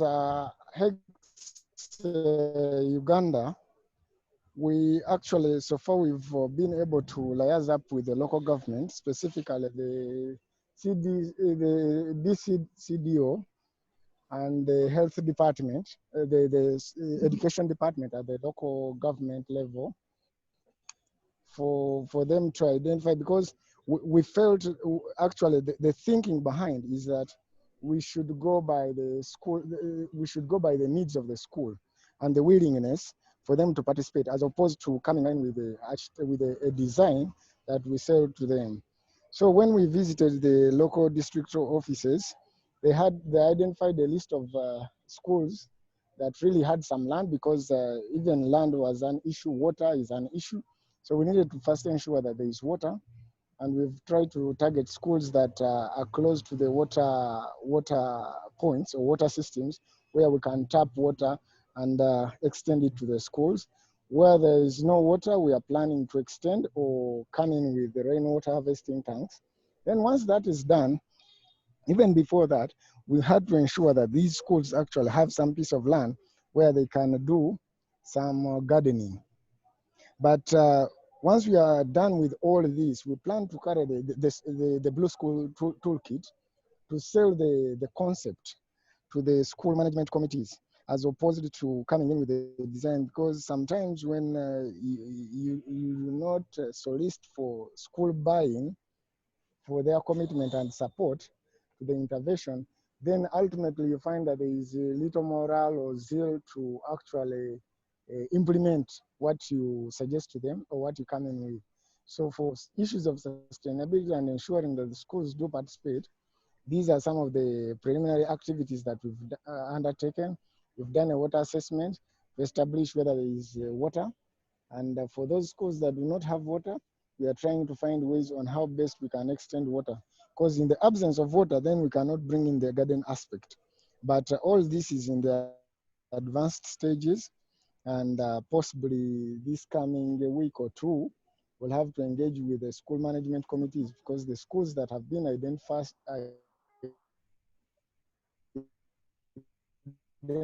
by the local government, which is Yombe District, and we have selected those that have some small, as opposed to coming to schools that do not have that space for gardening. So we visited the schools, and we've agreed with the school, actually the headmasters and headmistresses, but now we are left with engaging the school to invite the entire school management committee. And for this to happen, we'll have to go with a representative from the district in the education department. Education and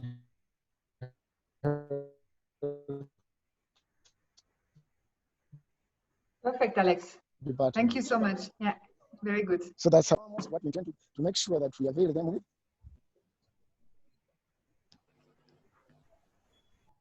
Yeah. Sorry, Alex, we don't hear you anymore, but thank you for sharing your experience. Very good. Someone else wants to share an experience or has a question before we close?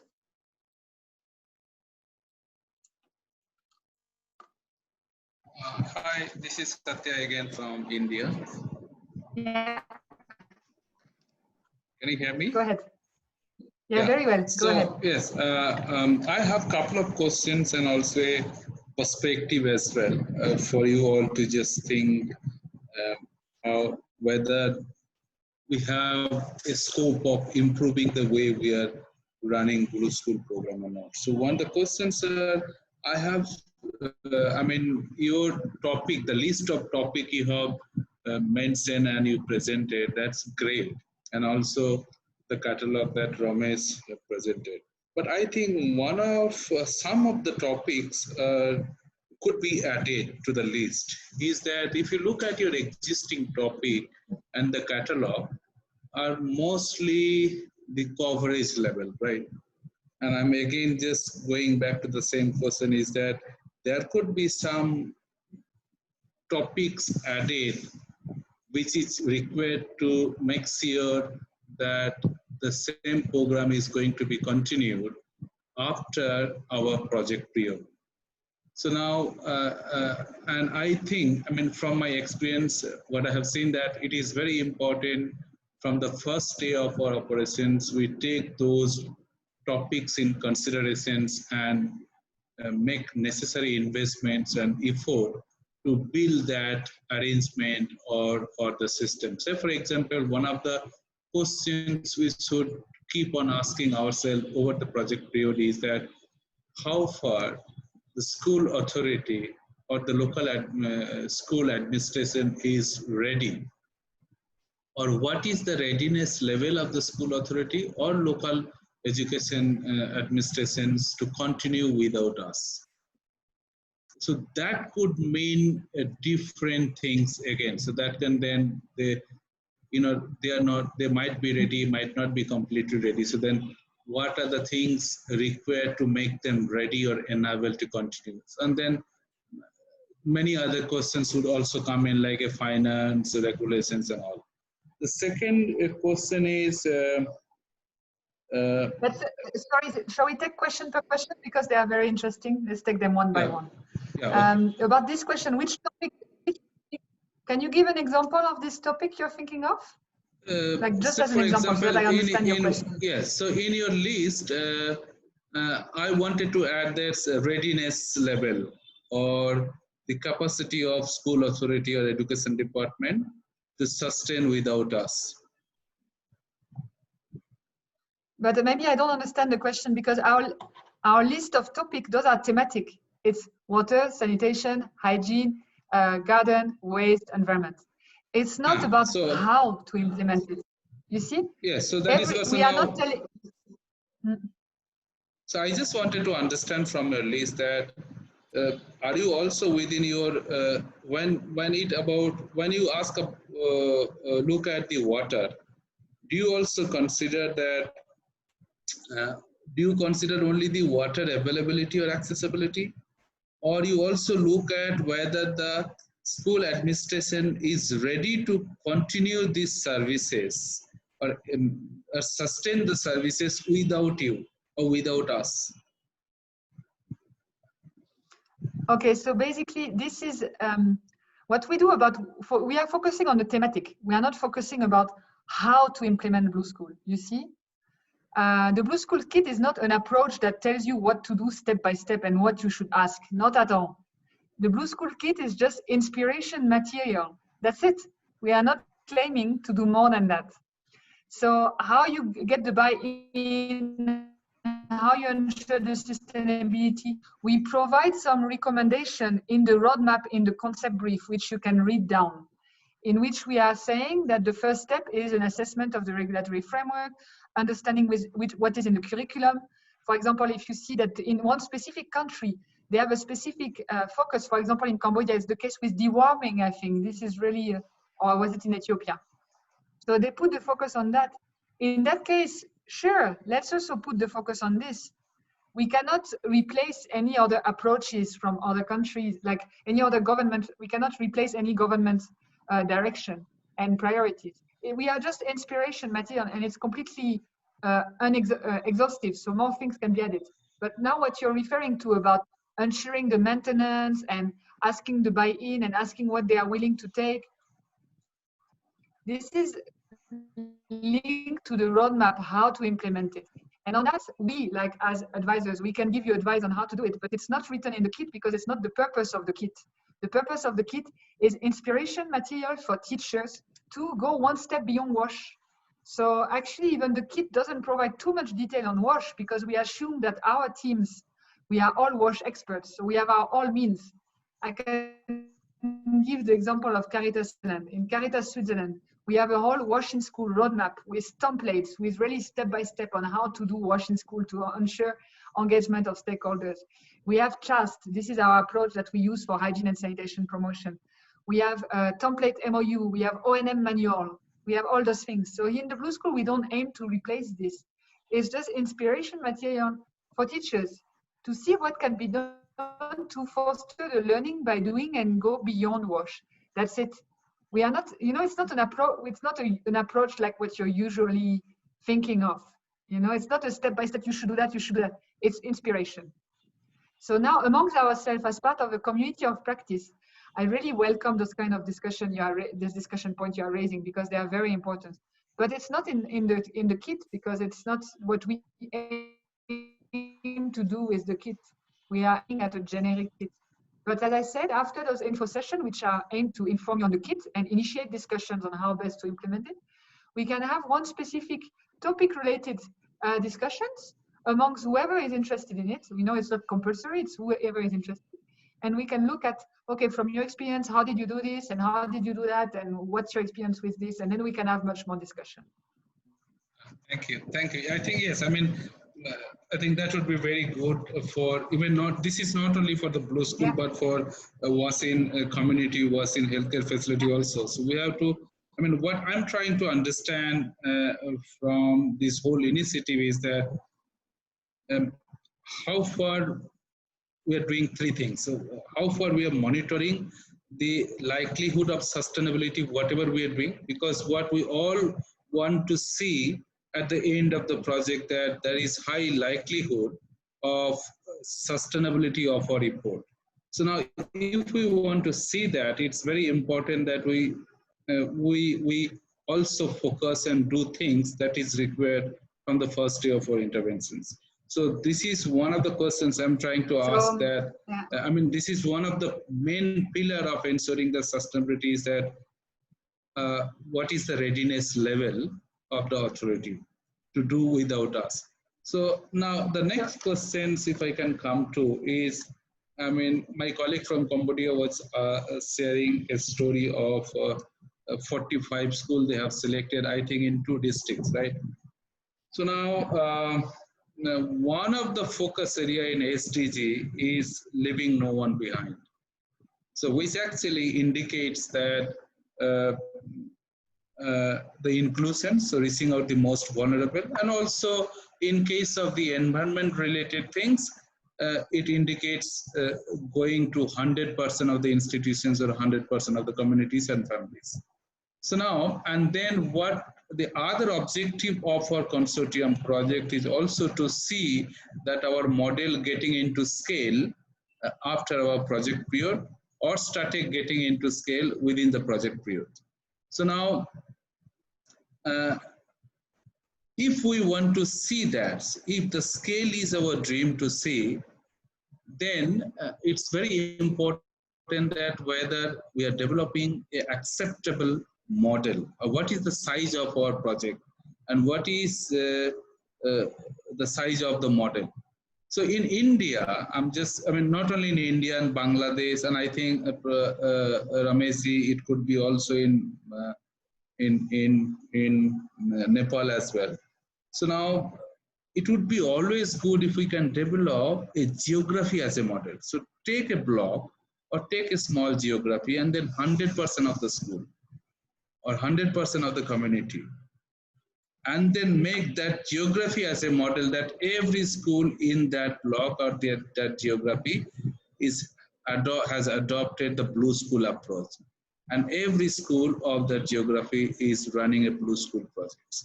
So if we can develop that as a model, would be very convincing factor for the government to buy in, and very convincing factor to get into the policy. Now, this is a good point, actually, and I'll let Ramesh to add, but just, it's basically, we are working on this. It's what we call a bit our advocacy strategy, and it's about scaling up and really building a model that can, to get the buying of the government, not only at local level, but bigger. Now, how to do this? It's very country specific also, because not all the level of the government have the same power. And actually, before to even do this, you need to have evidence of success. So we are at that stage right now. Many project teams have never implemented and never used the Blue Schools kit. So it's good to dream big, but let's take it step by step. Let's first now try out, maybe small scale. Like you see in Cambodia, they started with 8 schools, now there are 45 schools. They have buying of government, they have planned to go a bit higher level. But because they piloted and they showed the success. So now I encourage our teams to maybe focus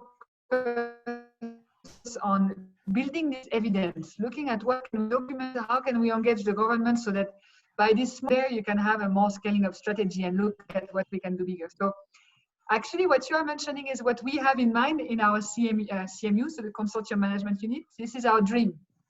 You're right, it's what we dream to see. But first, we want to also be a bit realistic. Let's build the evidence, because at this moment, we don't have the evidence of success. And this is why also with the consortium project, now we have this, everyone is using the same monitoring system. So we have this facet tool that will help us monitor the service level and how schools are progressing in different topics in the service level. So I will share with you the indicators for each of the topic, and you will see the different service levels. So we are not in the section of the schools, responding to your other question, we are not necessarily looking at the left behind schools, but we are looking at something, another concept of SDG, which is the moving the service ladder, right? So yeah, we cannot do everything with one project. We can look at leave no one behind within a school and looking at a topic of gender and youth and all those things, which is our thematic themes, but okay, that's more consortium internal. So we are looking at this. The point you raise is really relevant. Thank you for bringing it up. But for now, I'd like to come back to, let's try to build evidence first. Ramesh, do you want to respond? I mean, you know the Indian context and our colleague better than me. Yeah, basically, I fully agree with Satyajji, what he said. And also, you also rightly, I mean, responded his query. So building evidence is the first step. So in case of blue schools, or rather I would say in case of WAS in institutions, equals to the SDG 6. So WAS in institutions where basically consortium during this phase has put more focus on. Therefore, we call it as a signature project. Two institutions, that is SCF as well as school. So these are basically for consortium also, we have to build the evidence on these two institutions.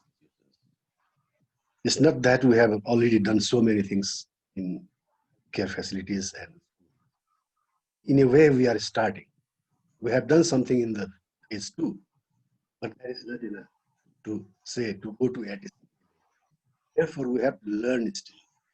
So that's where Lucy mentioned, like building evidence means sufficient evidence we have to first build from the practical experience, being at the ground level. Then based on those evidences, the ground evidences, we can start then advocating, to scale up it. Therefore, we are basically at that stage. So you are very right that universal coverage, yes, the ultimate goal, we should not forget that universal coverage. But there are many, constraints like, you have to look at so many factors like, your budget, your all these things. Therefore, I mean, selection criteria, our colleague from Cambodia, she mentioned very clearly, like star 0, star 1, that are the government criteria, and they are following it. So yes, let's during this phase, I would say it might take the whole period. Even during this phase, we have to very much gain from these two institutions, like healthcare facilities and schools. What we can learn, try our best to learn more and more, so that we can fit our government, our respective governments. This is our learning. Yeah, you are very right. I mean, when you think about the long-term sustainability, when we are no more there, what will happen with all these, our interventions? When we are off, and will these be continued? Will these be continued, or if yes, then how? So to ensure that is very important, of course. And what we need to do to make sure that. So that's it. So, but I mean, yes, just if I can come in with. Sorry. I would like to cut short because we are short of time. We have already passed the time. I think we take your point. The discussion on sustainability, we want to have them, and actually in the next session, we'll discuss a bit more in detail on what can we do to really get this buy-in of governments and mobilize the schools. So like the government part, we'll have actually a theater play to discuss this. So just because we can continue this discussion if you want, but let me leave the opportunity to the others to have other question. And if you want to stay after now, we can stay and continue this discussion.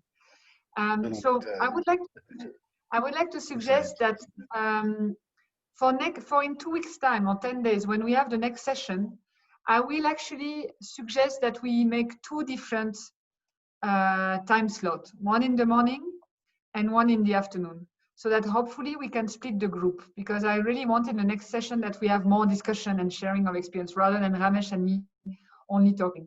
So I'll resend a calendar invitation with 2 different options, and then you can see which one you fit best. At least hopefully we have equal groups, and then we can discuss a bit more. Any other questions or comments or points on this session before that we close? And we can stay after with you too.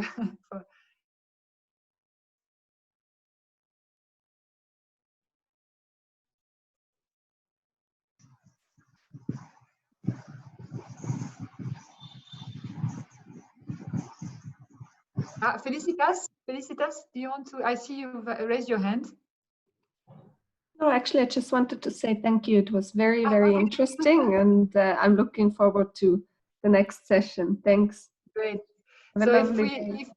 Thank you. So if we are all ready to say goodbye, maybe we can all switch on our camera so that we can see each other's face, as I kind of failed to introduce all the participants at the start. And Satyanarayana, if you want, we stay after and continue discussing. Love to anyway, but yes. Yeah, we can. Yes. It will go on, no problem. Yes.